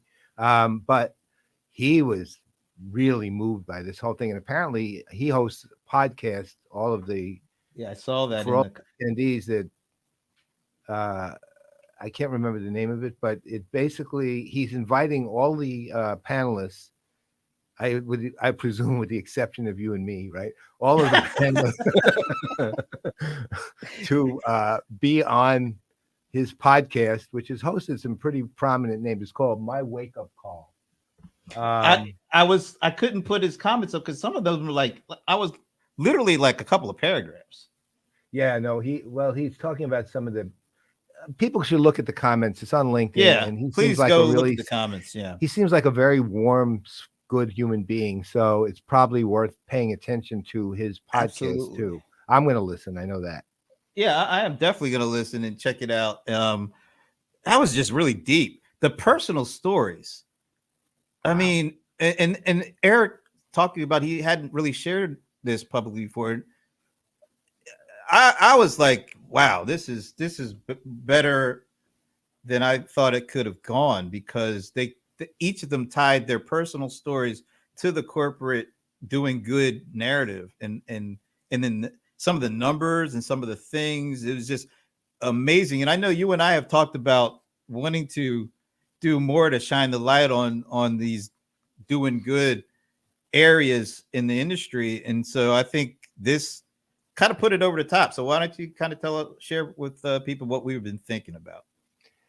So we've kind of we've conversed about this publicly, but we're actually, by the end of this year, we'll have done this, which is now committing us to doing it by the end of this year. So look, obviously, between various stuff we've each done, we've recognized the vendors for their impact, for varying other things. But, to the point of everybody, and Colleen specifically, when she was talking about how empathy becomes a really important, it's become more than just a phrase, and it's become something of real importance in terms of how companies and individuals are operating. We're actually going to recognize that, and we're calling this a placeholder name right now, because we really want to come up with something better, but we're calling it, for the placeholder name is the Doing Good Award. And it's not going to be one award. It's going to be a number of awards for the good that companies are doing. And we will announce, consider this not even a soft launch announcement. Consider this like a completely mushy kind of half melted chocolate level announcement, right? In 110-degree weather announcement. A s'mores announcement. That's right, a s'mores announcement, right? Exactly, a s'mores announcement. I mean, we have details to work out. We have kind of basic parameters, which we actually worked out quite a while ago, on terms of what we want to announce, or what kind of awards we want to give, and what the categories will be, and so on and so forth. But now we just have to kind of effectively institutionalize and finalize some details, and then we'll come out publicly with the criteria and how it operates, and so on and so forth. But look, we just heard from actually 5 pretty damn extraordinary people who whose commitments go well beyond protecting their corporate brand, right? They're actually out there trying to do real good in the real world. And you could see, one of the things that I really appreciated was the actual respect and admiration they had for each other in the course of this too. And that to me tells me everything. And so this award, it's time that the companies and the people are recognized for the good works that they do, and that's good with a capital G and works with a capital W, right? So that rhymes with, oh no, it doesn't rhyme with pool, but that's right. Well, almost does. Porks works. No, doesn't work. So we'll be talking in a few weeks. We'll be coming out with the more formal criteria. We'll announce them on the show. Be ready. Yeah, absolutely. No, it's time. And some of these folks, they are hesitant to talk about a lot of the stuff that's going on that they're doing it by way of these areas. So we appreciate them, trusting us to share some of these personal stories and some of the initiatives. All right, so we're running a little late. We're running a few minutes late, but we're going to go ahead and bring up the players in residence, Mr. Anand Thakur. Yaha. And his no shade the sibling. Shades 1 and 2. They are the CRM Playaz. Oh wow. I think he's trying to get you to put your finger up. No, yeah, touch the edge of the screen. There you go. That mirroring effect always gets us. That's right. Hey, buddy, all right. Hey, everybody. So we're going to go off screen and let you guys have the control and take about 10-15 minutes. We'll be back. We'll see you in 10-15. Enjoy. Well, thank you. Wow, that was amazing, right? I can't, I was watching the comments just as much as I was listening, but you could notice like the Playaz crew is always got something to say, lots of great insights. But as the stories were being told, everybody just kind of stopped typing, stopped looking for things, and just wanted to listen in. Or at least that's kind of the sentiment I was kind of reading between how the comments were going. So remarkable stories all the way around. So, and these folks are remarkable individuals, right? They have remarkable backgrounds. They probably even, as we heard that there are a lot of people who don't talk about their backgrounds, and that it's interesting. We always, especially in marketing, talk about what are people's motivations for doing things. And we always try to quantify that, but there's a very, very much a qualitative, long-standing, thread of things that if you pull on that string or that tapestry, like it really does unravel some people's lives and their motivations for doing this. So, kudos to all those folks for doing these remarkable people doing remarkable work. I think that to be very brief, we heard three common themes, right? You have to do partnerships. This is one of those areas where being able to tackle something of grand scope requires an immense amount of resources, but not only just the number of resources, but the diverse thinking around how to be able to, resolve that problem. So I loved the fact that everybody was talking about how do you bring partners into it, not just because we want to put our name on it and then bring other people to do the work. It was really genuinely about how do we really, how do you, manifest the best and optimal resources to work on that particular capacity. And, obviously it brings up, the community aspect of it. There's a lot of recent conversation about being community led, whether that's in the startup world or the enterprise world. What does community led mean? It means being a part of something that you're bringing to the fold, but not necessarily sitting there, on the platform. You really are. How do you galvanize that entire community to do that? So we heard some of those stories, like being able to empower employees to be able to support their community, or going to the community directly in terms of finding, other people or other types of opportunities. That was remarkable as well. And I'm sure, Rebecca, you've got some other things. I know you focus a great deal on community aspects and how that relates to growth as well. And then the final thing I thought was interesting is no matter what happens, no matter what area or arena, storytelling is still very critical. And I know so many people who don't really tell their stories and they do remarkable work. And I always find myself in a conflict. Is that individual just very selfless, or are they missing a huge opportunity? And so I'm glad that Brent and Paul is giving, the folks here an opportunity to speak about that. And I hope it'll encourage more conversation about, look, when you're sharing your story about whether it's personal or what you're doing, it's not necessarily about you. It's about why or how you could, garner more people to your cause or your opportunity. And as Colleen mentioned, there's a lot of work to be done. So and there's a number of people who want to help out. And I think that's a very powerful message. And then just to conclude, there's the work. None of them said that their work was ever done. They never said we accomplished a lot, but there's still not an end to the journey, which was very encouraging to hear that, that's how they're thinking about things, not from a project to project standpoint, but overall, how does the problem continue to be something that I think Raju said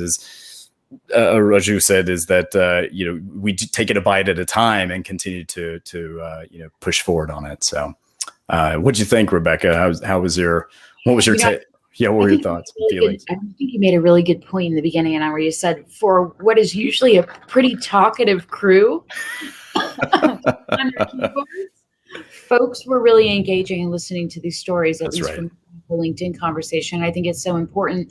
Everyone shared some pretty personal stuff today. And I think, the obvious point is that giving is very personal, and it often has an origin story.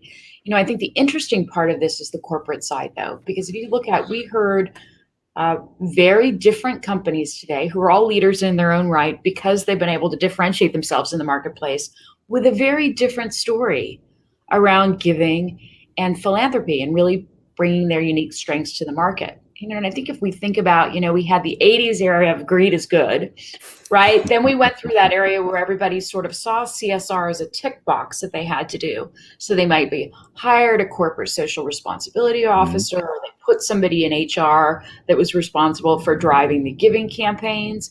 But we didn't really see that sort of personality of the company come through and the way they approach these issues. And if you look at whether it's Colleen talking about Saffir's approach and what they do, or Erik, about the Microsoft approach, each of the companies, Vivek, they all brought their unique personality to the way they're approaching it. So it's almost like the corporation is a personality. Certainly in the case of Zoho, it's been a core part of the values of the company from beginning. Same with Salesforce, with the 111. So it's very personal, but it's personal and part of the corporate personality as well, instead of sort of that, we've got to tick this off that we're doing these certain campaigns or addressing certain checkbox when we think about supply chain. Right. What was that phrase? It was a company is the company has a soul, right? I think that spoke incredibly well and really actually summarized everything about why and how these approaches were taken. So I always wonder, and I don't know what your thoughts were about. At some point, especially through COVID, there was Vivek talked about mental wellness, right? And even if you were already stretched in terms of handling COVID or the rapid transformation or acceleration efforts that were happening beforehand, how do you prevent that burnout, right? Like it's nice to feel relieved that your company is behind you in not only supporting you as an individual, but also in your efforts to support the community around you, because you are part of that community. You are the community.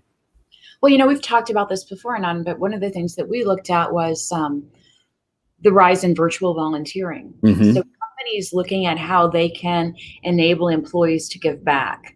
One of the things we found in our work from home research, we talked about this before, is 1 in 3 people started volunteering for a new cause during the pandemic, which is huge when you think about it, given all the other stressors that were going on for people.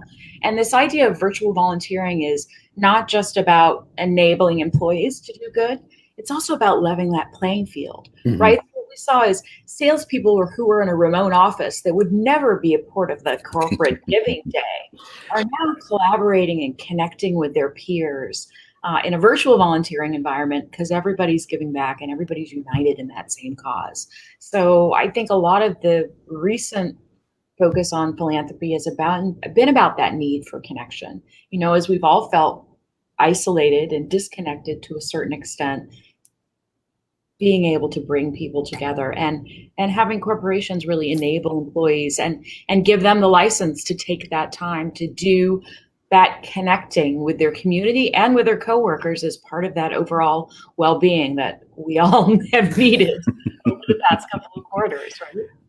It seems like it's more than just a brand in terms of the old definition of brand. It is the new definition of brand in terms of how do you recruit, the new culture, the new people, the new stakeholders, and how it evolves as well. I hope you continue to do more of that research, Rebecca, by the way. That was a great read that you put together.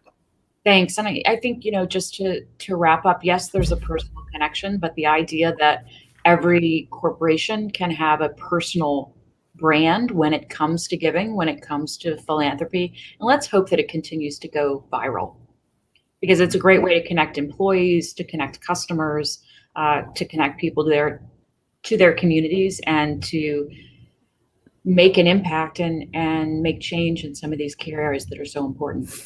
Absolutely. Hey, Paul, look up. I'm literally texting you to ask you a question. I know. I'm reading. That's why I told you to look up. Well, I'll just answer you, this spoken word, if that's all right. No, I have no idea what that is. So thanks again for your commentary, folks, and for hanging out and for all the comments. Do you guys have a quick personal story you want to share? Everybody else has shared some really, it got deep there for a while there. Anything that has changed you over this last 16 months in any of these areas? Feel free to share. Rebecca, I'll let you go first this time. Yeah. Let me jump in on that one. I think it's been a time for big changes for all of us. And I think for me, it's been about looking at what are those personal connections that we can do and looking out for folks on an individual and one-on-one basis. Certainly there are philanthropies that I've been involved with for a long time, but it's been more targeted and focused and understanding what are those individuals and what are those groups that are really in need where you can make a difference. And I'm very fortunate and blessed to have not been touched by this the way that a lot of people have. And I'm grateful for that. Yeah, I probably won't go into this, but I've faced death nearly 3 times. So it's been every time I think of each day, it's always a blessing. And so I think about what possible ways can we certainly, and I say we in terms of my wife and I, how much can we do in different areas? We're a personal believer of, and this is, a couple of those instances has been people could have thrown money, in different directions, but it's really those people it was talked about over and over again. But I truly believe that people actually being involved, no matter how big or how famous or how, and as it's your wisdom, it's your experience to be involved in that is remarkably powerful. So I always encourage, I gravitate toward people who are not just writing checks. And I know that sounds cliche about it, but to truly be involved in these organizations to change or elevate or accelerate, their ability to help in terms of the scope. So we're always trying to figure out, we're always trying to figure out interesting ways to magnify those causes and enable them to be able to do it. We don't need to be the center of attention about it. We want to see that moving forward. And you bring up a really important point, Adam, which is this is not about writing a check. Yeah. It's about being engaged. It's more valuable. Oh, I'm sorry. Go ahead. Yeah. the value of your time and your intention much more than making a donation. Well, we value your time and attention and the things that you do as players in residence. The only 2 players in residence, by the way. But, well, a little foreshadowing, but yeah. That's right. That's merely a hint. All right, guys. Thanks again. We appreciate you sharing the stories and sharing your thoughts on this. It was more than I had asked for, so I'm glad that you guys got a lot of it too. Absolutely. Always enjoy being on here with Rebecca, and thanks you guys for putting this together. It was fantastic. Thank you. Yeah, next time wear the shades though. We gotta see. All right, we'll be sure to coordinate next time. Bye, everybody. Right, go do good out there. All right, we're in the final stretch here, huh? Mm-hmm. Now we go to we have 3 analysts. Wait a minute before you. I want to do one at a time because I'm leaving the one for the end, and I. Do you want to do the other 2, and then I'll do the last one? I'll just bring these guys on.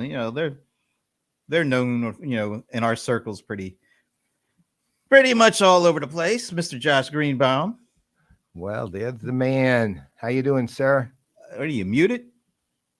No, I'm Oh, not you- hearing well, anything. I'm not either. Actually, no mic. It's you're muted on your side, not on our side. Yeah, somewhere on your side. Yeah, there you go. How's that? We can hear you Yes? fine now. We can hear you fine now. Oh, Right. wait a minute. Picking up- Oh, wait a yeah, minute. Echo. You have Echo. Echo. Do you have a headset Do or you have something? a headset or something? Josh. Yeah. You You gotta- still got an echo on me? When we No. talk, there's an When we echo, talk, there's an echo. Yes. Big. Yes. which Big. means your Okay. speaker Which is means your picking up. speaker is picking up. Actually, your mic is picking Actually, up your speaker. mic is picking up your speaker. Yeah. We'll come give back me to give me you. a second. Back to you. Bring All right. them back. I've got to do a little. All right. Yeah, we'll bring him back. That's all right, because this next guy, he knows how to handle the mic situation. Mr. Dennis Pomeroy. Mr. Dennis Dennis Pomeroy Pomeroy. himself. See, he's putting Yeah, in his head. just putting my hearing aids in. What was it? Wait a you minute. said? This isn't Friday. Something doesn't feel right. Something That's doesn't right. feel right. Well, you know Brett, what? The this good is- news is tomorrow will be Friday, and we'll feel comfortable.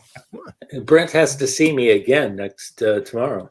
Usually, we're under the tyrannical reign of Steve Gilmore. So, Well, this is You the said that, I tyrannical never reign of said that. Tina.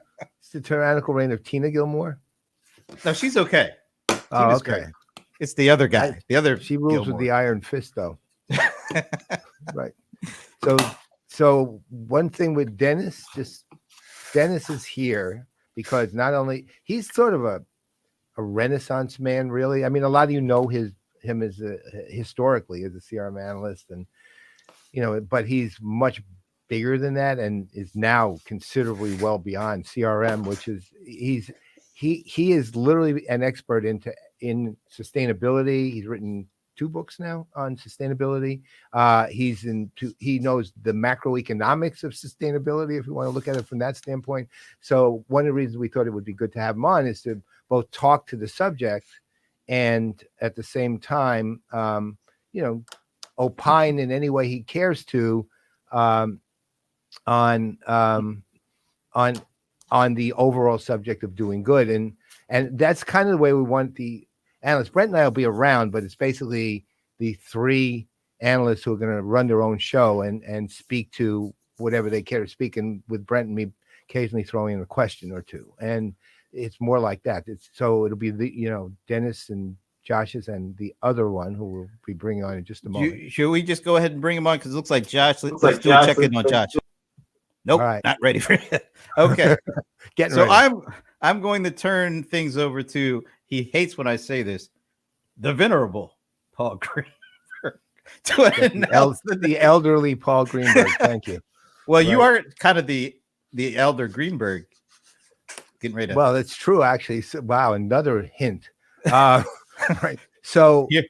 as I mentioned earlier in the show, Dennis and Josh are my brothers from another mother. Well, the person about to come on is my brother from my actual mother, the same mother. This is my actual brother, Bob, who is not only my brother, but happens to be one of the leading experts in the world. And I'm not just saying this out of brotherly pride, by the way. Let's say this data to prove the point, on infrastructure, on emergency management, on first response, on smart cities. It covers a pretty wide gamut. And one of the reasons we wanted to specifically have him on today, aside from the fact I love seeing my brother, which is that he can talk to the idea of what kind of infrastructure it will take to really, let's put it this way. I mean, we do social good to fix problems. The idea is, in effect, that category, the world would be wonderful if we didn't have the category, because it would be perfect world, right? We wouldn't need it, but we do. And so what do you do to build sustainable, long-term solutions when it comes to infrastructure that will actually begin to resolve the issue? And of course, here we're back with Josh. So why don't we just start, okay? And let's, again, you guys have the floor till, for the next roughly 25, 30 minutes.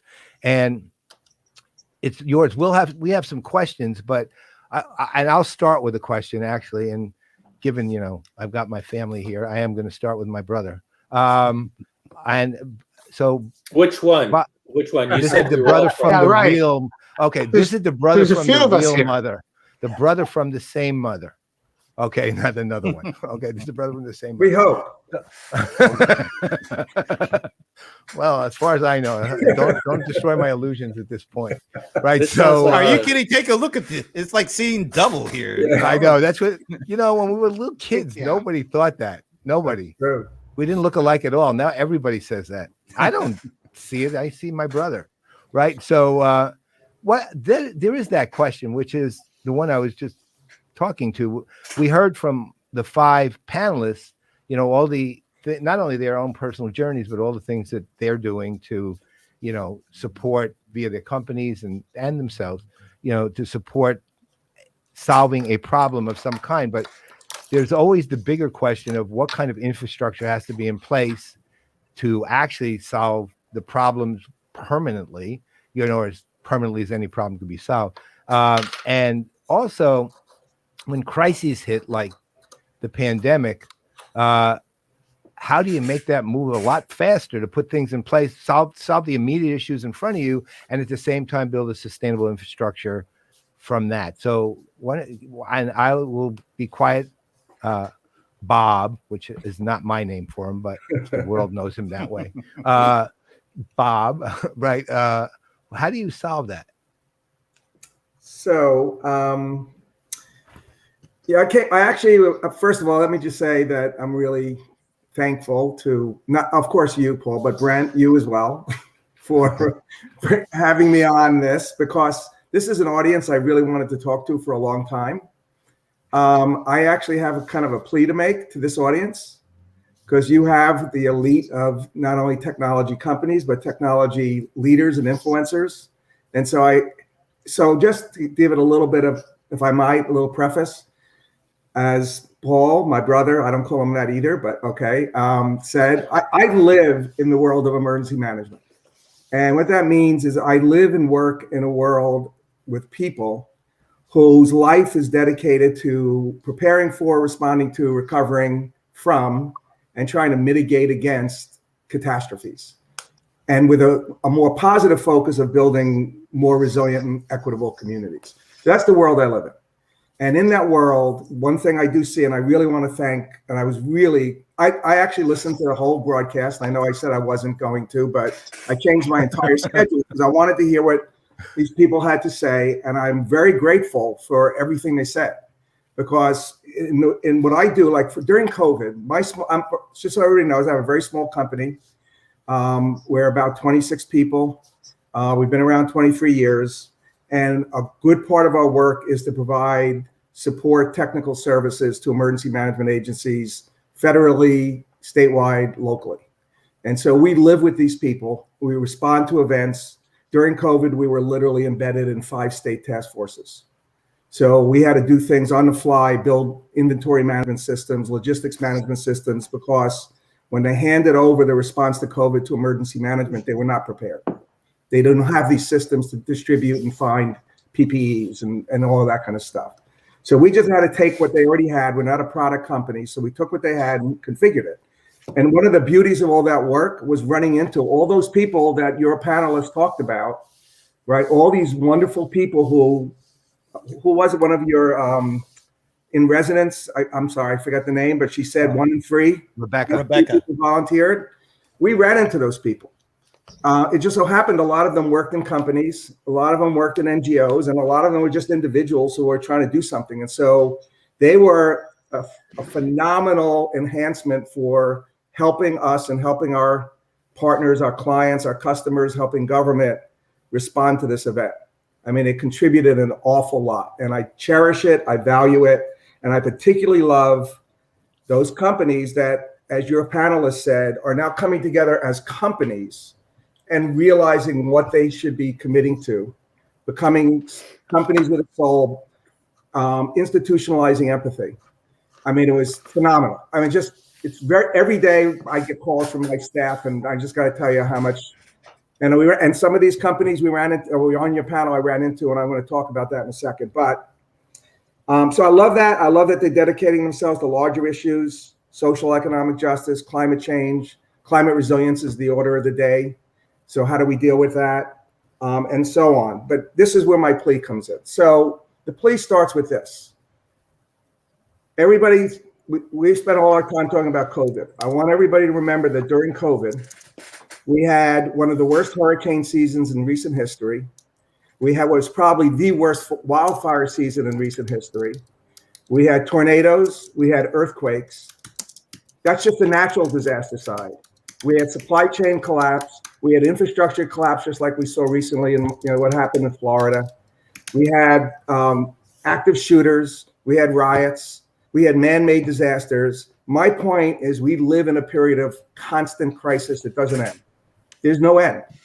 We are being challenged in a way as a community, as a nation, as a world, that we call wicked challenges. These are wicked, they're complex, they're complicated challenges. So we live in that world. We call it the new normal. Before everybody started calling it the new normal, one of my collaborators, Mike Dossett from Kentucky, he coined the term 3 years ago. He said, we're moving into a new normal. We need to figure out new ways to deal with this. And so this is kind of where my plea comes in, because the people that I work with and their government, for the most part, and a lot of NGOs, they're not equipped to deal with this. They do not have the resources. They're taking on roles and responsibilities they never had before. One quick example, in Idaho, the emergency management director of Idaho called me up 3 weeks before the election and said, we're going to have major problems at the polls in our 44 counties. We need an election security app. Can you develop it? So, this is my team working 24/7 to develop it. And we did, and it worked. Luckily, they didn't have any problems, except a few power outages, which we were ahead of through our app. But that's something that emergency management never did. Mike Dossett in Louisville, they had to deal with the riots around the Black Lives Matter stuff in Louisville. That's not what he's supposed to do. So they're taking all of this on, and they're not equipped for it. So in the middle of this, where companies came in and said, we're going to help you build tools. We're going to build them for you. Zoho did that in India. Microsoft deployed, I don't know how many teams to reconfigure Teams, the Teams app, to help people collaborate. Salesforce, I know as a fact, and I don't know if they don't want it public, so I won't say it publicly. We went to a major state and built a logistics supply chain inventory management system for them from scratch that they could use. Esri, who wasn't on your panel, has a disaster response team that deployed thousands of communities. All great. The problem is, and very selfless. The problem is that they were one-offs. And the problem is when they leave, and every one of those, not only everyone, a lot of the communities who got that largesse, that dedication of services and manpower and dollars, were no better off when they left than when they came in, because the solutions weren't sustainable from an economic standpoint. People weren't trained, so they were never really adopted. So they never became integrated, and they weren't integrated with the existing platforms that those agencies use. So this is where my plea is. My plea is that I would love for these companies, all of them, and everybody who's listening in other companies, to start thinking about this, take it the next step. Let's ratchet it up. How do we enhance the capacity of these agencies to do their job better? So you actually don't have to go back and do what you did the first time. So how do we do that? So you need to think about everything from, you need to think about the concept of building capacity. You need to think about your business model, because half the reason they can't adopt it, and some of the companies on this call are in that mode because I work with them, their business model doesn't meet a local emergency management agency's capacity to fund it. You need to think about how to make it easier to adapt your tools, to configure your tools, so you don't always have to do it. So a technical person doesn't have to do it. You need to think about data, system, and platform interoperability, because no one can afford to constantly bring in one-off proprietary systems. Whatever, they already have systems, they need to be able to work with what they have, and the tool that you develop needs to be able to be integrated into it. And so, and you need to think about workflow, right, and UI. So you need to think about, how do I, this is how you do this. And let me give you really quick, Microsoft is doing it right now. So I don't know if Erik is still on this call, but this is what I'm about to say. Erik had a big part of this. My brother had a big part of this. My brother from the same mother, because he introduced me to Erik. And what Microsoft started seeing before COVID is the challenge that these communities who they service, they all have Microsoft. It's ubiquitous. They didn't have the tools to do it. And it's particularly when it came to incident management. There are tools, there are products out there to do it. I'm not going to name them, but everybody hates them. And they hate them because they don't have those criteria that I talked about. Their business model sucks. They're not, excuse my language, they're not interoperable. They're not easy to use. It's the perpetual consultant come in, we'll build this for you, and then you're always going to have us come back to fix it for you. So that's always the situation. What Microsoft said is, in discussions, they reached out to people like myself and said, what can we do? I said, reconfigure Teams. Teams can be an incident management system, but basically it's a records management, it's workflow, but key is collaboration. So over the last year and a half before COVID, they took that on. They brought us on as advisors because we have the subject matter expertise about what's needed, and they're doing it. And the beauty of what they're doing is it's going to be, if you have Microsoft 365, it's going to be free. Free. It's the basic. It's the minimum viable product. But you know what? It's going to be configurable so partners can come in and people who know Microsoft Teams and can work with their APIs and configure it for their own good. That, to me, is how you can build capacity. And one of the watchwords of this project is a charter. And it said it has to be interoperable with the tools that they're already using, one of which happens to be Esri as the nation's leader in GIS. So I'm going to stop there, but that's my philosophy. Paul, you asked the question. That's what I want people to do. And these companies, if they dedicate themselves to, if they take what they said on that call, work together, think about how to work together to do it, how their tools can work, their platforms, their tools, their systems, how they can make the data interoperable, they're going to change. That is the watchword of how we build resilience in this nation, in my humble opinion. And I'll shut up now. All right. Thank you, Bob. Thank you. All right. So, Dennis, why don't you take it from your standpoint? Because, you've become such a strong expert in sustainability. And again, if you want to get broader, please feel free. Okay. I don't know where to start. Any place you like. One of the things over the last year, and it's sort of been reinforced by some of the things Bob said, is that we're at an inflection point for a whole lot of things in our world today. And while there are a huge number of challenges, I've never been more optimistic that we can handle the challenges, in part because of some of the experiences that Bob just described.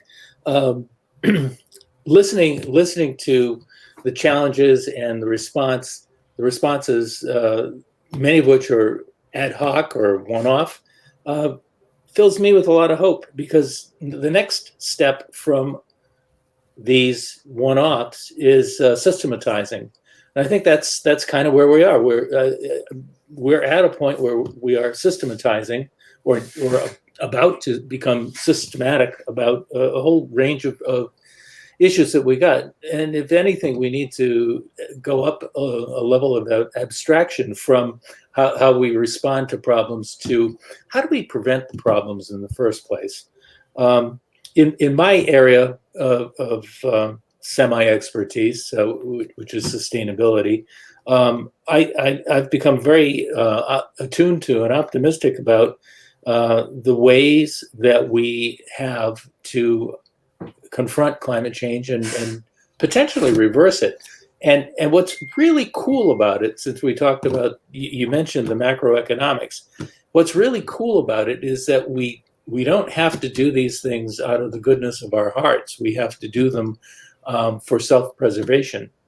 One of the astounding factors that I keep coming back to is that the planet is running out of fossil fuels. So regardless of what you think of pollution, you need a new way to power your car. You need a new way to run industrial processes. You need new ways to travel coast to coast in 6 hours. All of these things and many others have solutions for which the basic research and development has already been done. We're talking about moving into applied R&D, building products. And that's why I get so excited about what I see happening today and extrapolating that into the future. I'm gonna stop right there. All right. Well, actually, I'll tell you what, Josh. Why don't you? I know you have a hard stop, so I can come back if need be. So, Josh, why don't you take it away from here? Can you all hear me? Okay. Yes. You sound like you're muffled or something. I'm in audio hell here. Thank you. My Bluetooth driver died on my laptop, and I can't reboot without shutting the show down. So maybe I'll shout a little bit. And you're okay. You're good now. Okay. Can you get an Uber replacement? Yeah, right. It's coming. Yeah, there's a drone trying to get in my window right now. Thank you. So I'm gonna sort of jump into maybe my own plea, because Brother Bob got that one going. And, one of the things that I really feel about, and I think, Paul and Brent, this about me. I started working the election world in 2016. I rolled up my sleeves. I stopped writing checks, as we say, and got involved. And I will say that, when you really boil down this long list of really important issues that we've been talking about for the last couple hours, at the end of the day, the ultimate problem we are confronting today is the literal prospect of the end of our democracy. And I say that with truly flame on, the planet's burning down, and Rome, Nero was literally fiddling as it was happening. And so my plea, and particularly because the work that these organizations are doing, these companies are doing, is fantastic. And Microsoft actually is in the middle of this, helping election systems as essential infrastructure. But at the end of the day, the thing that's really missing in all of this is really support for local engagement in the democratic process. This is why when we look at environmental issues, we see a huge disparity along race and economic lines. We see huge disparities along all kinds of lines in terms of education access, access to healthcare services. And at the end of the day, we live in a democracy that's not only threatened from the top, but has been for decades threatened from the bottom because our citizens don't participate. And so all this wonderful money spent, let's be honest, on these really good issues is for naught if we don't fix some of the issues we have just in terms of what is our democracy and how do we, at the end of the day, get people to engage locally and start at the local level and move forward. My plea is that let's focus some of this great energy and effort on solving that basic fundamental problem, because without solving that problem, nothing at the end of the day in the long term will be fixed to the benefit of all of us. And that, I'll get off my soapbox now and hand it back. All right. So, Dennis, why don't we come back to you for a second? And, you were talking about some of the both, let's call it the economic or the consequences of running out of fossil fuels, both economically and just practically, like how you're going to run your car, how you're going to run your industries, how you're going to run so on and so forth. We've talked about through Bob, through the infrastructure. We talked with Josh about democracy, and pretty much making sure it's the irony of all of this stuff. And it was the irony of the panel too, was there's no way to not see how thoroughly interconnected all of it is. So ultimately you end up having to figure out what's the priority, because again, you can't wrap your arms around the interconnectedness itself. It's just too massive. So you have to pick a priority somewhere, right? And I'm not going to look. I mean, I know where I would pick, but I'm not the subject of this. You three are, right? So, the thing is that if you're picking a priority, and again, whichever one you pick, it's fine. But if you pick a priority, what is it? If you're going to focus on one thing right now, and again, that's not even a fair question, to be honest, but what would it be? And why don't each of you answer that? And that will probably pretty much take us to, end of the show. So, Dennis, why don't you start? I'm not sure.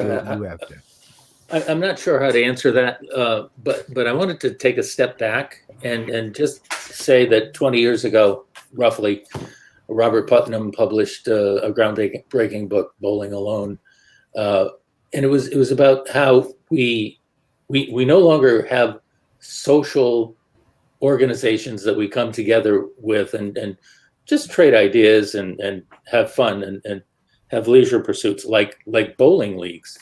And we've gotten to a point where all we do is, or much of what we do is work or sit on the interstate at rush hour and maybe go to church and wash, rinse, and repeat. I think one of the great possible benefits of COVID has been making people reassess sort of a hole in our lives of social engagement. And one of the great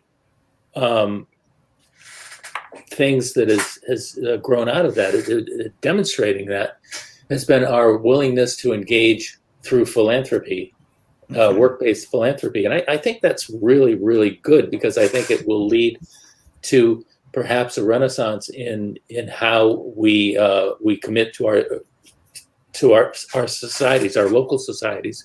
Because I think solutions to a lot of the problems that we're talking about come or start with grassroots efforts, organizations, and community. All right. Thank you, sir. Can I jump in on that, if I may, because Dennis is speaking to my heart in a way. One of the things I like about grassroots and local, and I really am passionate about it, is because when you look at the national discourse, it's frankly off-putting to everybody. It's sound bites. It's about gotcha and getcha and all that stuff. At the local level is where actually people of different beliefs, faiths, God forbid, political parties actually can agree on a lot of fundamental things.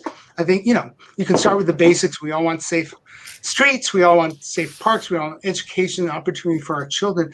We can build from a foundation of commonality up. And, maybe we can't solve all the big national issues. LGBTQ rights. What a horrifying national discourse we're having about that right now. I can't find a single local person in any community in the country who would deny those rights to the people they love, because that's who they are. That separating national discourse from local interest helps us in so many ways. So I think I'll go back to, let's engage in our local communities, grassroots, as Dennis said. Let's get people to vote. Let's get people to really figure out. And guess what happens when you get people to vote? You get candidates who can become the next candidates at the state and then at the national level. You can't recruit candidates if you don't have people voting for them. So I think the whole discourse of the national discussion changes when we can build up from this grassroots that we no longer have anymore in so many domains. You know what, though? I agree with you, but the flip side is you get people to vote, they start making local rules and regulations to suppress the vote. Well, the people who don't want to vote, don't want you to vote, do that. Yeah, exactly. And, sure. Well, they see the writing on the wall, but I think that I'll make a bet right now that voter suppression cuts both ways, and that the people suppressing the vote are going to wake up after the next midterms and wish they hadn't been so successful at suppressing the vote, because they're going to suppress their side too. And then the angriest voters win. So I don't want to get into an extended discussion on this, but I'll tell you my biggest nightmare on that is not just that, because I agree. Bob, you have a lot of nightmares. Did you? I do. Paul, did he have a lot of nightmares when he was a kid? I mean, No, never. Very soundly. It's only reality that gives me nightmares. And my biggest nightmare on that voting issue is not the voter suppression. It's the handing over the decision on an election to a partisan state legislature.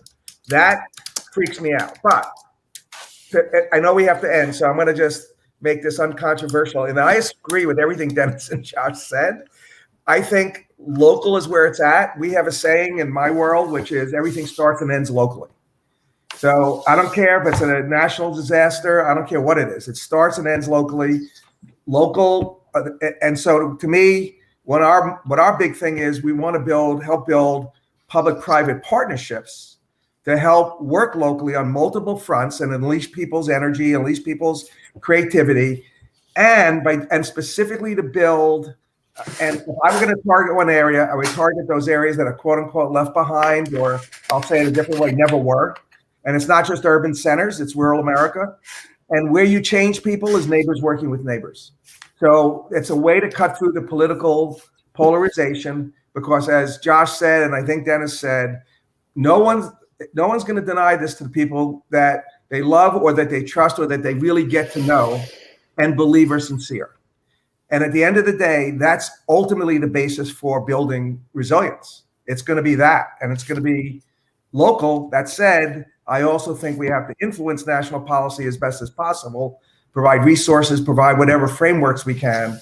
But at the end of the day, the hard work is at the local level. So I totally agree. Wow. We're ending on a note of agreement.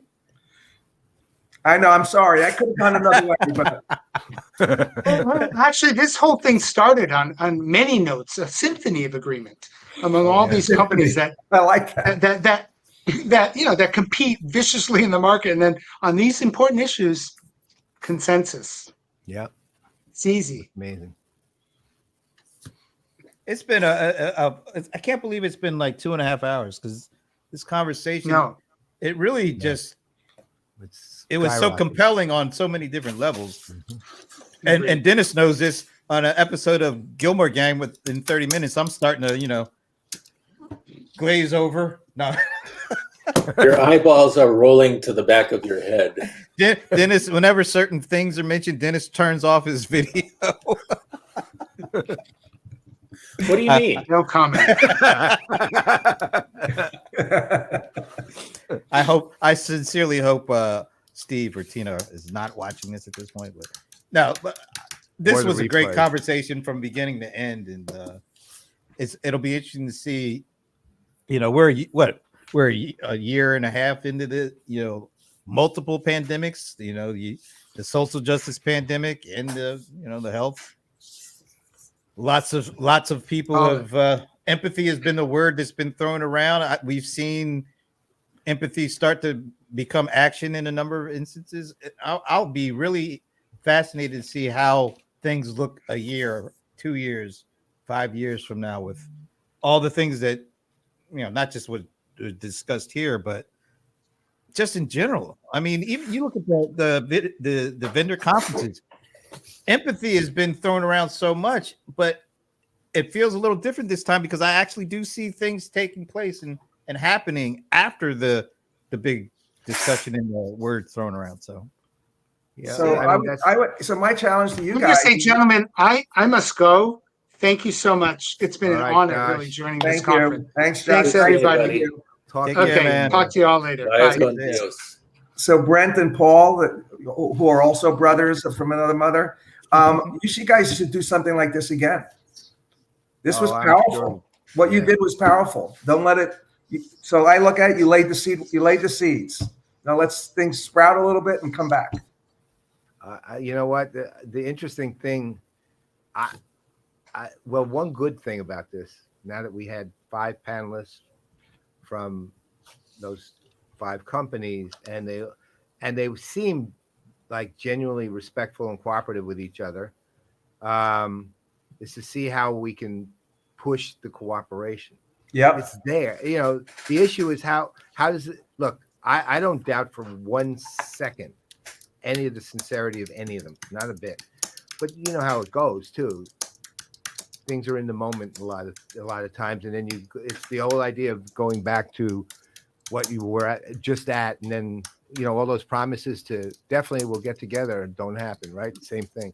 And so the issue is, how do we actually create the capable? How do we at least create the public awareness for those companies so that they genuinely do cooperate? And there are, by the way, instances of those companies cooperating. For example, I know from conversations with both Salesforce and Erik at different points that the two, I forget the name of the group now. There's a organization that brings together the philanthropic side in particular of a lot of companies, and there's some genuinely cooperative work going on among that organization between the companies, right? So sometimes it takes an external institution to kind of, nudge the effort, but it's there. And I know because I have been asking them about that, but we'll see. I mean, maybe there's a way of propagating it. But I do agree with you that this definitely needs to be furthered. And, that's why one of the reasons we're going to put forward the award too, which will keep them in the public eye. Yep. Wow. All right, guys. It's 4:01. We made it. Wasn't a hard trip or anything. But no. Wow. I have to say, what is this this is the fourth executive roundtable we've done in the last 11 months or something like that. Yeah. And well, that's right. Yeah, and they've all been good. And I will say this, the panels, even though they're competitors on paper and things like that, every one of these panels, we brought together executives from top industry companies. And there has not been any sniping. It's always been more about the collective, either from an industry view or from a theme or topic. And I really appreciate that because we've done things. I'm thinking back to CRM Evolution, where you get some executives from competitive vendors. Yeah. And it didn't go as smoothly as what Let's just say this: the current governor of Montana was disallowed from any future panels, banned, right? Because of what he did. Paul, you read my mind. Yeah. Well, I literally threw him off panels. You and I were there. Yeah. You were on the. Yeah, I was in the audience. Brent, you were there too. Mm-hmm. It was rough. So ironically, of course, that person ended up attacking the company that acquired him. Right. So yeah. For $2 billion. I was getting ready to say, so he attacks them and they turn around and give him $2 billion to join them. Yeah. So. Well, and now then you can't beat him, buy him. Governor of Montana, man. Anyway, so yeah, I mean that, but the thing is, to your point, Brent, that cooperation actually goes to the heart of this actual discussion too, which was when the people get to meet the actual people, because most of those five don't know each other. In fact, I don't know that any of them knew each other from before this.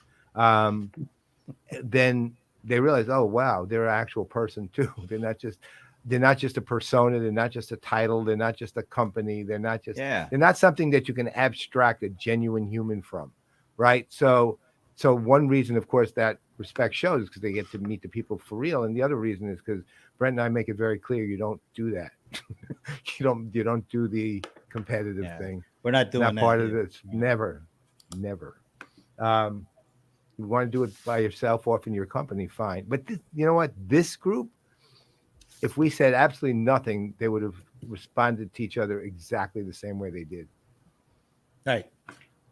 I mean, I didn't actually say anything. I didn't either. Anybody this time. Not to this time. I think people realize what we try to do here. It's for the greater good, not for picking up points or cheap points or whatever. So yeah. All right. Mm-hmm. It's weird. It's like having two Greenbergs on to do this. It's a little different. I like it. And what, Bob? I now I found out that the talking gene is a real thing in the Greenberg family. It's great. Our middle, he's Bob V. Greenberg, and I'm Paul V. Greenberg. V stands for verbose. It's a good thing you didn't ask me to tell my personal story. This is the new MGM, multi-Greenberg media. Are you going to be making any special appearances on Paul or Greenberg Engaged or Engaged with Yes, Greenberg? he is. Yes, he is. Oh, we're not revealing. That's too early to say. Right. Let's not give away any surprises. Ah, okay. All right, well, All right. fellas, They're thanks negotiating again. the fee. They're negotiating the fee. Usually means Like, dinner. I'll take Dinner. two Yankees cookies in a tickets? juice box. No, No, it's just the Pappy Van Winkles. He still has Pappy Van Winkles. All I need is one shot each time. You don't need to appear anywhere for that other than my house. Right. All right, fellas. Thanks again for joining us. Thanks for everybody who hung in there, and 2.5 hours. That's a pretty big commitment. So we appreciate that. But anyway, on behalf of Dennis Pombriant, who I will be seeing tomorrow. I'm Brent Leary, and I'll let the elder Greenberg do the on behalf of the younger. And on behalf of Bob Greenberg, who I will be always seeing, I'm Paul Greenberg. We are the CRM Playaz, and we can't end until you guys see this.